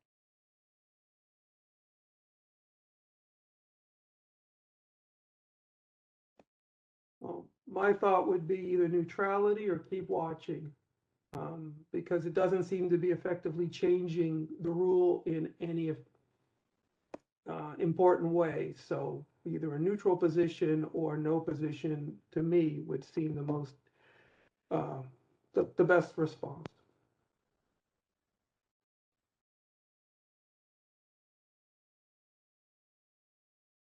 You could make that motion. Enough? I don't want to speak for anyone else. Does any other member want to weigh in on this? We have the recommendation of the committee of a neutral position. My thoughts, either we do nothing or we stick with the neutral position. Any thoughts from any other committee member? Member Clemens? A clarifying question. I tend to agree with Member Kleppa that given that there are no penalties to practitioners who choose to not answer these questions, that it does not change anything of substance. But I am curious, given this is a workforce-based bill as opposed to anything else, is asking the anticipated year of retirement a new piece of information we are going to be collecting? Because if that's the case, I would see this as valuable. If we're already asking it and it's already optional to do it, and the change in the law is to require that the information be gathered, but there is still no penalty for those who don't, I would wonder why this is necessary at all. But if we are collecting new information about anticipated retirement date, I can see why that would be very helpful, even if many people choose not. I am looking Respond. at the language of the bill right now. So it seems that anticipated year of retirement is already part of law. That's correct. That's an existing question that's asked. Okay. I am one of the newer members here, but I am just curious whether staff or council could explain if there is no penalty for those who choose not to respond, and we are asking for the same information, and the bill simply moves the collection of this information from optional to required, but it's not really required. Am I missing something here as to what this bill seeks to do and how it seeks to do it? So it is required for certain boards. So the language I spoke of earlier references another section. There's another area, though, that includes the Board of Registered Nursing, the Board of Vocational Nursing, Psychiatric Technicians, and Physicians Board, and Respiratory Care Board. So the language that indicates that no adverse action can come from now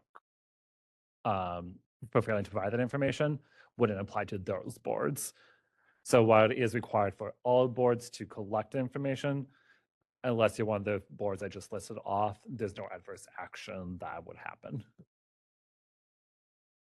Does that make But sense? we're not, optometry is not listed on Nope. that list. So yeah, so for optometry's purposes, we're not listed as part of the ones that would have an adverse action, but that might answer Members Cleveland's question of what is the purpose of this bill and what is it doing? So if you think about the way our renewals work now, we're already asking these questions. And the way you can get out of it is declining to state. And I believe you have to decline to state to each one of the questions that are asked. Anticipate a year of retirement, race, so on and so forth, right? The proposed text in the bill would make that no longer voluntary and make you have to provide the information. So we would probably move toward including some of that language on our renewals. You shall provide answers to these questions. We know what it says in the next clause, which says notwithstanding the requirement that you provide the information, we can't deny it. But we would still want to be clear on our application for renewal that you must do it. Right now, we can't say you have to do it because it's declined to state. Does that make sense? Your response makes perfect sense. Okay. I think that I'm able to deal with this bifurcation in the intent and the actual practicality of it by saying, it does not apply to optometry. As for me, I would be happy to remain in an observational posture or remain neutral on it, as it does not change anything for this board. Okay. Also, as a sorry, Member Kalapa, just as a reminder, the board only would need a motion if it wants to take a stance. If it just wants to continue observing, we do not need a motion. My only comment would be, should this bill pass and come into law, I would hope we could come up with a little broader language than what the executive director suggested. Because shall language is an absolute, but I would hope we would put something to the effect of, you should, or something like that, respond. However, there'll be no negative connotation if you don't. Otherwise, they don't know the exceptions in the law. Feel compelled to act because they feel they would get some sort of negative action against them if they don't, and they don't want to risk it. So it would all depend on the language we use should this be enacted, and I would hope our language would be a little different than what was just suggested. Otherwise, we're going to have people feeling compelled to do something they're not compelled to do. I appreciate the comments. And again, I would just circle back to an earlier comment, which is we would not be acting alone here. This is a change that would impact the renewal applications for all of our sister healing art sports too. We would be working with DCA to try to be uniform in terms of how we are asking this question, just like the other boards. For a couple of reasons, but just one that I would offer would be there are licensees that hold licenses across different boards. And so that's one reason why you would want to have some continuity in terms of the question, or similarity or sameness to the question. So we would have to wait until this bill became law and see what it actually changed, and then we would work with DCA to figure out what questions in our application for renewal may need to be tweaked or adjusted. I certainly understand if we have some licensees who hold multiple licenses, but as council just indicated, there are something like 4 boards where it would be mandatory, and ours it would not. So I think DCA would have to come up with different language depending on the board, because it affects the boards and their licensees differently unless they're dual licensees. So I think new language might be required for us versus others in any event. I was simply noting that because given what was just explained to me as to the effect of this language, and the fact that depending on how you phrase it, people may feel compelled, even though the law doesn't require it, I would have grave concerns about that. And I would hope we could develop language that threads the needle a little better, rather than gives an implication of being compelled to do something that isn't actually required. I appreciate the comments, and we'll consider them as this bill is moving through the process. And if it is chaptered and becomes law, we'll have to evaluate what changes we may need to make. So it's at this point hard to say how the application would need to change. But But as the proposed text indicates, this would be required information to be provided. So we would need language that instructs along those lines. Can I ask council's input on this? Do we have any understanding of what kind of language this board might use if this type of law was passed? Would it be a compulsory type of language or an optional type of language? Or has that analysis been done yet? That analysis has not been done yet. I suspect this conversation's probably putting what's the phrase, the cart in front of the horse at this point. At this point, the bill has just gotten to the Senate. It hasn't passed both chambers, hasn't fully moved through the Senate's committees. So if it is enacted into law, which is still an if, DCA would work with the boards affected to craft the language. All right. My thought then would be that if other members are in agreement, we consider doing oppose unless amended, such that any board such as ours, which is not compelled to gather this information, be allowed to phrase the requirement in a way that it's voluntary and not compulsory. The board certainly can take that position. I think that would be an uphill battle for this board to try to accomplish such a change. Let's take a step back for a moment. This is all about data that is getting sent over to the Department of Healthcare Access and Innovation. And so if we were going down a design that we are opposing this bill to go back to the current state of play where it's voluntary, we may run into problems with that department. We may also run into problems with some of our other boards who are also going to be taking positions or engaging on this bill potentially. With the few exceptions that council mentioned, this bill impacts the majority of the healing arts boards at DCA. And my advice for the board would be that we would probably want to be consistent in with the position that we took, similar to what our other sister boards are doing. I don't know what positions other boards have taken on this bill. I'd be happy to do that research and report back. I'm not confident that many of them have taken an oppose unless amended position on this. But I can certainly look into it and report back on that front. I think Member Clemens also wants to make a comment. As the conversation has evolved and matured, I am wondering whether this is an instance of where the perfect can be the enemy of the good.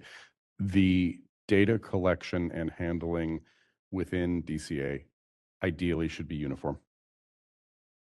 And I think we have split about 3 levels of hairs down in the process here. And if government is asking licensees to take an action, but there is no downside to people not taking that action, government should not ask them to take that action. I've got 10 years of government service under my belt, and from working for people who set policy and working for people who implement policy.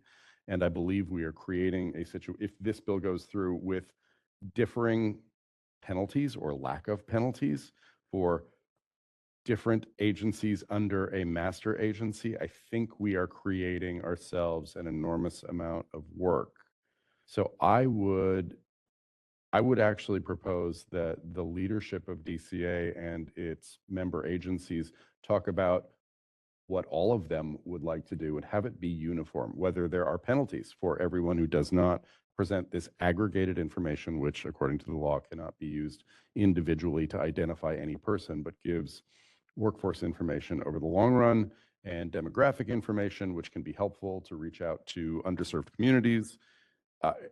I believe it would make most sense for the author of this bill to hear from the DCA with one voice rather than 16 of them, so that DCA can implement this bill effectively and efficiently with one methodology instead of 2 or 6 or 16 of them. So I'd like to elevate the conversation back up to what are we trying to do? And let's all do it the same way, as opposed to allowing different agencies to set their own rules, which will only create more work that none of us need to do. Thank you. Any other comments from, oh, Ms. Linden? I personally feel like at this point, I would be inclined to maybe just take a watch position on this bill. It does appear to affect us minimally because it doesn't impose any negative consequences. And as it's been mentioned, we are one of many other healing arts boards. I imagine if this bill were to pass, there would be some comprehensive look at what kind of, what does that actually mean and what would actually need to be changed. I don't think this affects us negatively. Personally, I think collecting more data about health, the health workforce is very valuable and beneficial. So I would actually support collecting this data. But yeah, I think as of now, maybe we just kind of see where it goes. It was recently amended out of the assembly. Who knows if it gets amended again? So yeah, that's where I stand. Any other comments from any other members? Not from member, but just from me as EO, I would just a couple of maybe additional thoughts from what I heard from Member Clemens and Member Linden. DCA works very closely with HCI and the Department of Healthcare Access and Innovation. That's a fairly new department. It used to have a different name. I think it was OSHPED, if I remember, Office of Statewide Health Planning and Development, I think is what it used to be called. And they have been this new department, HCI. I think we showed or talked about this at the committee meeting, putting out data and graphical visualizations on this workforce data, both geographically based off of race and gender and so on and so forth. And they're continuing to build that product, if you will. Optometrists are included in that data and displayed currently.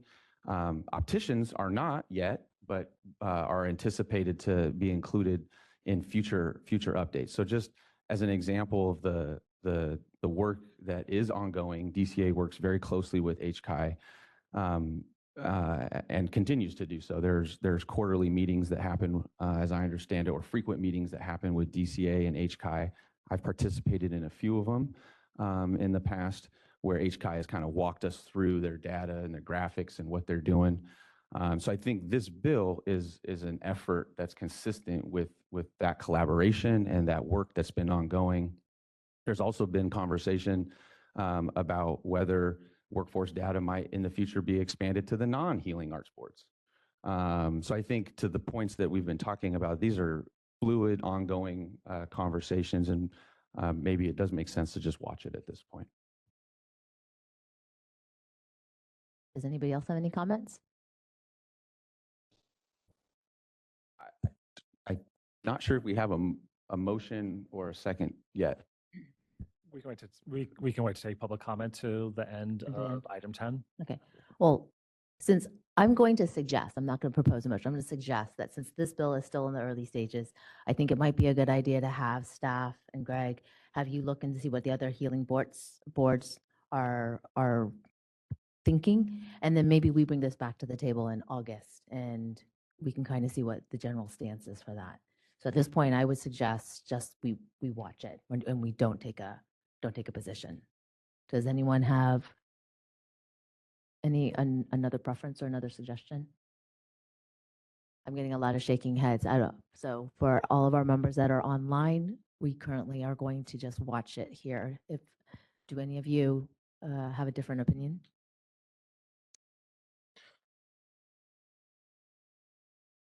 I'm going to take that as a no. So I think as of right now, we are just as a board going to watch this bill. All right, let's go on to the next one. Thank you. Yeah, I'm happy to do that work and research and collaborate with DCA and others and come back on that point. Really appreciate all that. Thank you, everybody. It's good feedback. Moving on, we'll go to the next bill. This is AB 2327 by Wendy Carrillo, Optometry Mobile Optometric Offices Regulations. This bill would require our board to adopt the regulations establishing the MOO program by January 1, 2026. Just give a quick background here. We were talking about MOO earlier, And the current MU law requires this board to have implemented the regulations by Jan 1, 2023. So technically, we have not met that requirement. So this bill, AB 2327, would extend out the due date that we have to approve those regulations, to adopt them by 3 years to January 1st, 2026. It would also extend out the prohibition that currently exists, the safe harbor prohibition that currently exists that prevents the board from bringing an enforcement action against a mobile optometric office before the date of those regulations, based solely on their affiliation with an approved school of optometry. And then the third thing the bill does is it would extend out the sunset date. We were talking earlier about the sunset date for our board. The mobile optometric office program itself has its own sunset date. That sunset date is presently July 1, 2025, but this bill would extend that repeal date out by a decade to July 1, 2035. I think we've talked extensively about the background of MU, so I won't go into that unless I need to. But those are the three principal important things that this bill does. It gives us more time to finish the reg work that we're engaged on now, extends the safe harbor period to that same date, and extends out the life of the MU program by 10 years. These are all very important provisions to ensure the future of the MU program and to allow the board enough time to finish its rulemaking. The committee recommendation was support, and I'd be happy to entertain any questions or comments and/or a motion from the board on AB 2327.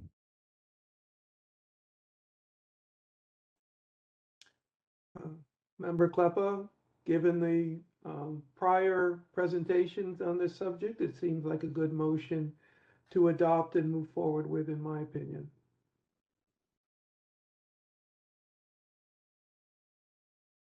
Any other comments from anybody? Mr. Kleppa, did you want to make that motion? Sure. I make the motion. I'm just going to read off committee recommendation to support the bill, extending the MU program out 10 years, allow for sufficient time for the program to exist, and provide clarity providers operating MUs. Can I get a second? I second that. And then Dr. Pruitt seconds it. Do I need to take public comment now? I'm going to ask for public comment from anyone in the hearing room. I see no raised hands. Public comment, please, for those on the phone. We are open for public comment on the motion for AB 2327. If you'd like to make a comment, please raise a hand by tapping that hand button at the bottom of the screen. Dial-in users dial *3. And for our mobile device users, please click the ... the ellipses button if you're having trouble finding your hand button. We're going to take just a few seconds now to see if we have a request for public comment.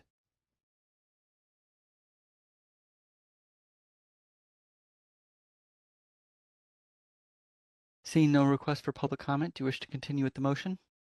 Yes, please. Thank you. All right, and if we could get a roll call vote, Ms. Linden. Okay. Dr. Bragg? Aye. Member Clemens? Aye. Member Dawson? Aye. Member Kleppa? Aye. Member Linden? Aye. Dr. Pruitt? Aye. Member Sims? Aye. Member Sue? Aye. Dr. Garcia? Aye. And Dr. Wong? Aye. All right, the motion passes. Thank you. Thank you very much. Moving on to the next bill for discussion and possible action is SB 1451 by Ashby, Professions and Vocations. As I mentioned earlier, this was not a bill that was previously discussed at the April 5th committee meeting. We identified it after that meeting. This bill does a lot of things that don't impact optometry. So the analysis that you have in your packet only concerns the provisions of the bill that would interest our board. Existing law makes it a misdemeanor for a person who is not licensed as a physician and surgeon under the Act to use certain words, letters, and phrases or any other terms that imply that the person is authorized to practice medicine as a physician and surgeon. This bill would add the initials DO to the list of prohibited terms under that provision. The bill would prohibit a person from using the words doctor or physician, the letters or prefix doctor, the initials MD or DO, or any other terms or letters indicating or implying that the person is a physician and surgeon, or practitioner in a healthcare setting that would lead a reasonable patient to determine that the person is licensed as a medical doctor or DO. Just a little bit of background, as I think many of the licensed optometrists on this board probably know, in many years there has been an apparent increase in legislative efforts around the country by state medical associations to enact what are referred to as not a doctor bills. There's a link in your electronic materials to the American Optometric Association, who has some information and material on this issue, where they say at least 7 states had such legislation introduced in 2023, and that this year there are at least 3, including California, with this bill. Now, the Medical Practice Act currently prohibits any person from practicing or advertising as practicing medicine without a license, and it does make this a misdemeanor for any unlicensed person to use the words doctor or physician. While the Medical Practice Act expressly reserves use of the words doctor or physician for actively licensed physicians, this provision does not comprehensively reflect the current state of law. And this is why the author has introduced this bill. According to the author, podiatrists, for example, are independently licensed by the Podiatric Medical Board, yet their formal title is Doctors of Podiatric Medicine. Similar issue exists with the California Board of Naturopathic Medicine. Optometrists, dentists, chiropractors, psychologists, and other practitioners possessing professional doctorates are also expressly authorized by law to use the term doctor. Doctor is also a commonly used honorific for those who have a doctoral degree. How does this impact the Board of Optometry? Again, optometrists in California are already limited in using the prefix doctor or DR, and this bill is not intended to further limit or otherwise prevent or prohibit optometrists from using these prefixes consistent with existing law. An optometrist who uses the prefix doctor or DR, doctor, without the correct suffix may have the license revoked or suspended. This is existing law found at Business and Professions Code section 3098, and it states the following. When the holder uses the title of doctor or DR as a prefix without using the word optometrist as a suffix to his or her name or in connection with it, or without holding a diploma from an accredited school of optometry, the letters opt-D or OD as a suffix to his or her name, it constitutes a cause to revoke or suspend his or her optometrist license. Subsequent to us identifying this bill, the author has committed to taking amendments that would specify that nothing in this bill is intended to change the existing authority that other providers, such as optometrists, presently have to refer to themselves as doctors, consistent with existing law. So that's a long way of saying that we've identified this bill as potentially having an impact to optometrists in the way that they refer to themselves. Subsequent to us identifying this bill, the author has committed to taking amendments that should make the issue moot. I'm not yet aware whether those amendments have happened, so I would recommend that we continue to watch the bill to ensure that those amendments do get put in place. And at that time, we can update the position as appropriate. Any questions or comments from the members? Member Kleppa, I just have a question. You did mention PhDs in here somewhere as far as whether this act would apply to them.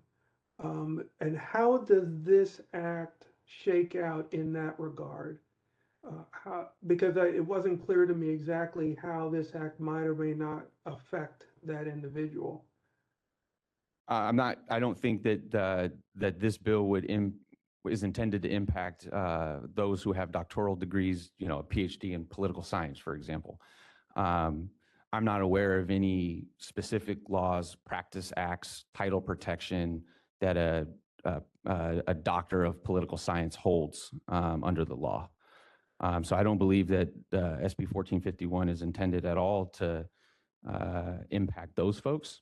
It's really trying to clarify the use of these terms for healing arts providers in health and medical facilities.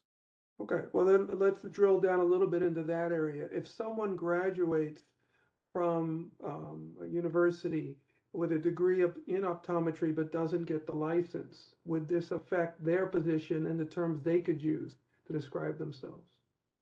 No, it would not. A person who holds a doctoral degree in optometry can refer to themselves as doctor, whatever their name is, OD, and they would be compliant with the law.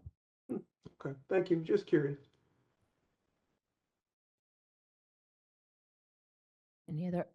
Any other comments from our members, board members? Board members online, do you have any comments? Any other comments? So I think at this point, we are just going to suggest that we continue to watch this bill. All right, thank you.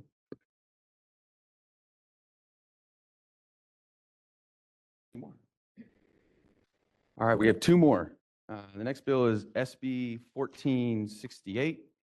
Just trying to get there in my notes.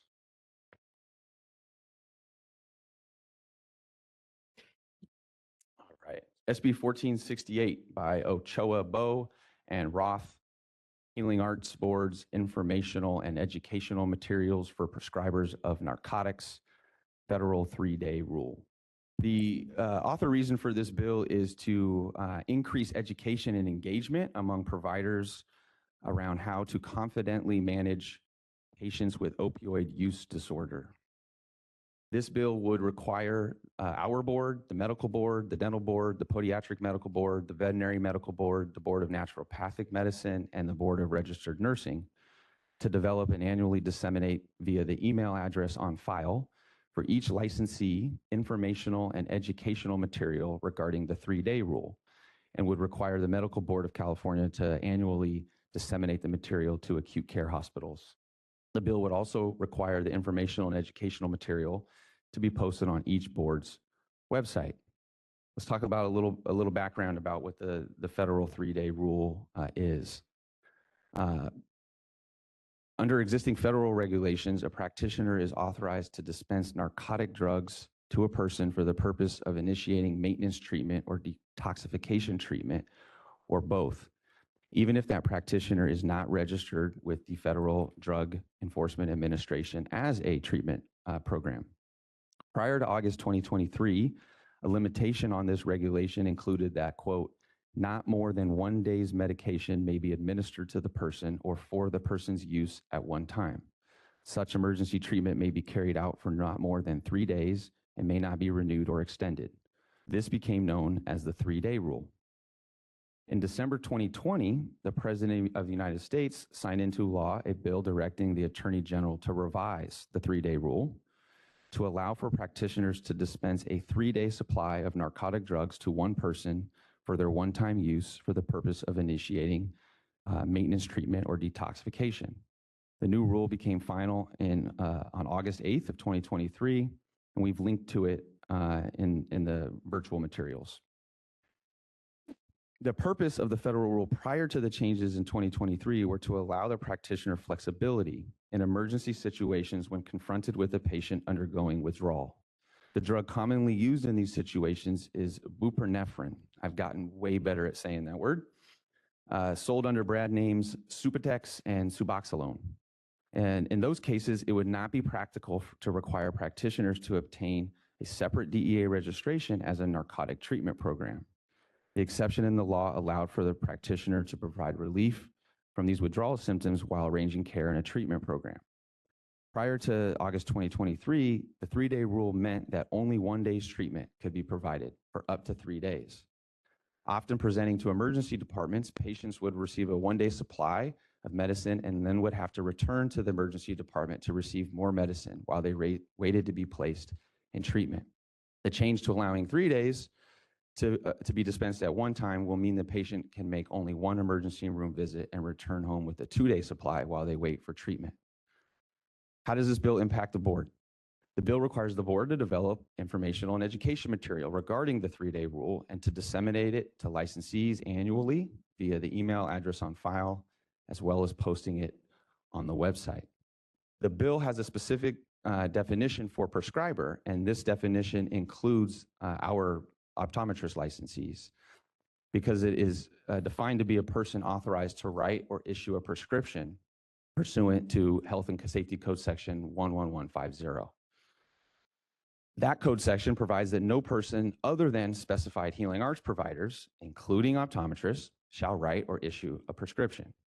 Now, the optometrist scope of practice is found at Business and Professions Code Section 3041, and at subsections A5B, the only controlled substances that can be prescribed are codeine or hydrocodone with compounds and tramadol, limited to 3 days, with a referral to an ophthalmologist if pain persists.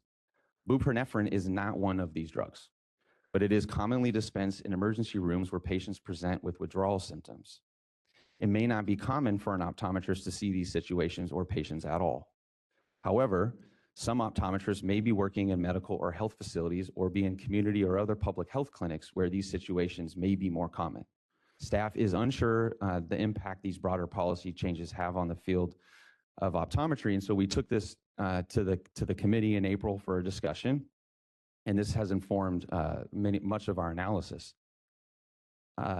CSBO, our board, is not authorized by law to require applicants and licensees to supply an email address, and we're not presently aware how many email addresses we have on file for our licensees. Therefore, we do not have an email address for every licensee. We do have a listserv that we would utilize as well to distribute this material. We would certainly post it on the website, and we would also distribute it to all of the email addresses that we do have. You will see in your packet of materials a fiscal analysis for this bill. This fiscal analysis was done prior to the current text of the bill, which now authorizes the material to be distributed electronically. This fiscal impact was on a prior version of the bill when we did not have the ability to disseminate the material electronically and believed that we were going to have to mail it out to the address of record. It would have costed our board about $18,000 to do that every year. So we're appreciative of the recent amendments that should mitigate or eliminate these fiscal impacts by allowing us, should the bill become law, to electronically send this material out. In terms of developing the material, we would certainly not want to develop this material on our own. We would be looking to partner with the other boards and DCA that are impacted by this. It would probably make sense to have standardized brochure or informational material sent out. Happy to entertain questions and comments from the board on this bill.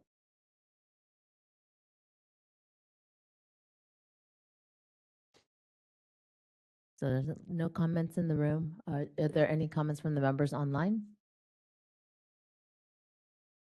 Just going to watch. Okay. So at this point, we're just going to watch the bill. Okay. And just moving on to the last one, we actually don't have to consider it. It's for SB 1485. This bill's no longer going to be moving forward. So I think we can skip it and at this point conclude agenda item 10.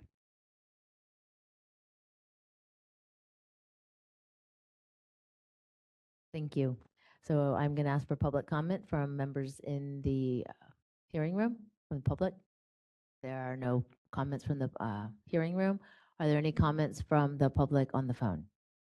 We are open for public comment via WebEx on all of agenda item 10. If you'd like to make a comment, please raise a hand by tapping that hand button at the bottom of the screen. Dial-in users dial *3 to raise a hand, and we will call on people in the order we have requests. We're going to take just a few seconds now to see if we have a request for public comment.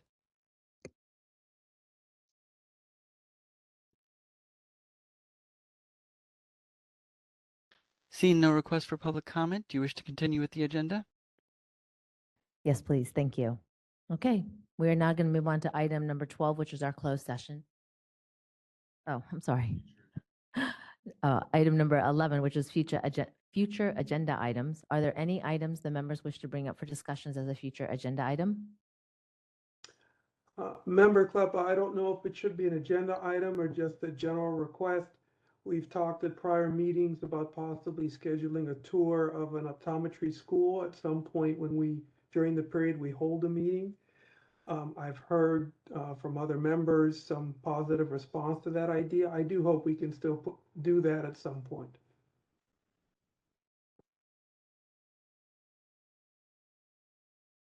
Thank you. I think that's a good idea too. I just would say in the past, we have traveled and conducted one meeting a year generally at a school. Pandemic has, made that situation difficult / impossible, but, we're beyond that now. So yeah, I think that is something we should work toward planning toward, and I look forward to doing that. I think Member Clemens has. Not an agenda item, but a housekeeping item. For the August meeting, I expect to be on a family vacation on the East Coast. So as we all figure out who's going to be where so we don't wreck our quorum, I'd like to claim one of the away game spots. Mr. Pruden, can you remind us what's our August date? All right. I believe our August date is August 9. And then our Yes. December date is December 6th. I have August 9 right now, which would be currently it's scheduled for Sacramento, and then December 6th. Yes. Just as a reminder for all of our board members for our next two meetings. Are there any other comments or items that members would wish to bring up for discussion for future agenda items? Members online, do you have any comments or items that you would like to bring up? All right, I'm going to ask for public comment for those in the audience in the hearing room. I have Ruby Garcia coming to the front.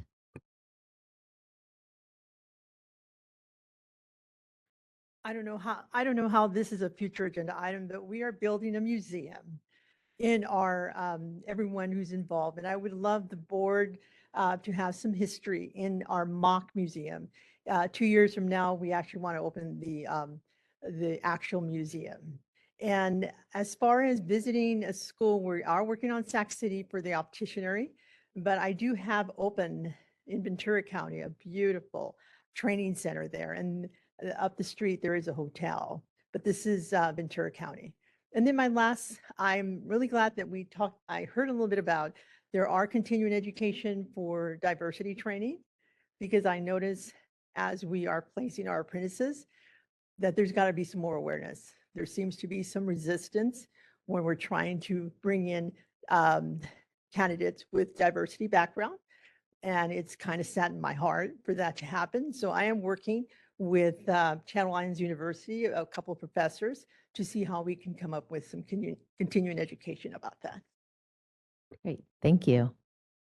Is there any other public comment from those in the room? There's no other public comment for those in the room. Can I ask for public comments for those on the phone? We are open for public comment on future agenda items. If you'd like to make a comment, please raise a hand by tapping that hand button at the bottom of the screen. Dial-in users dial *3 to raise a hand, and we will call on people in the order we have requests. We're going to take a few seconds now to see if we have a request for public comment.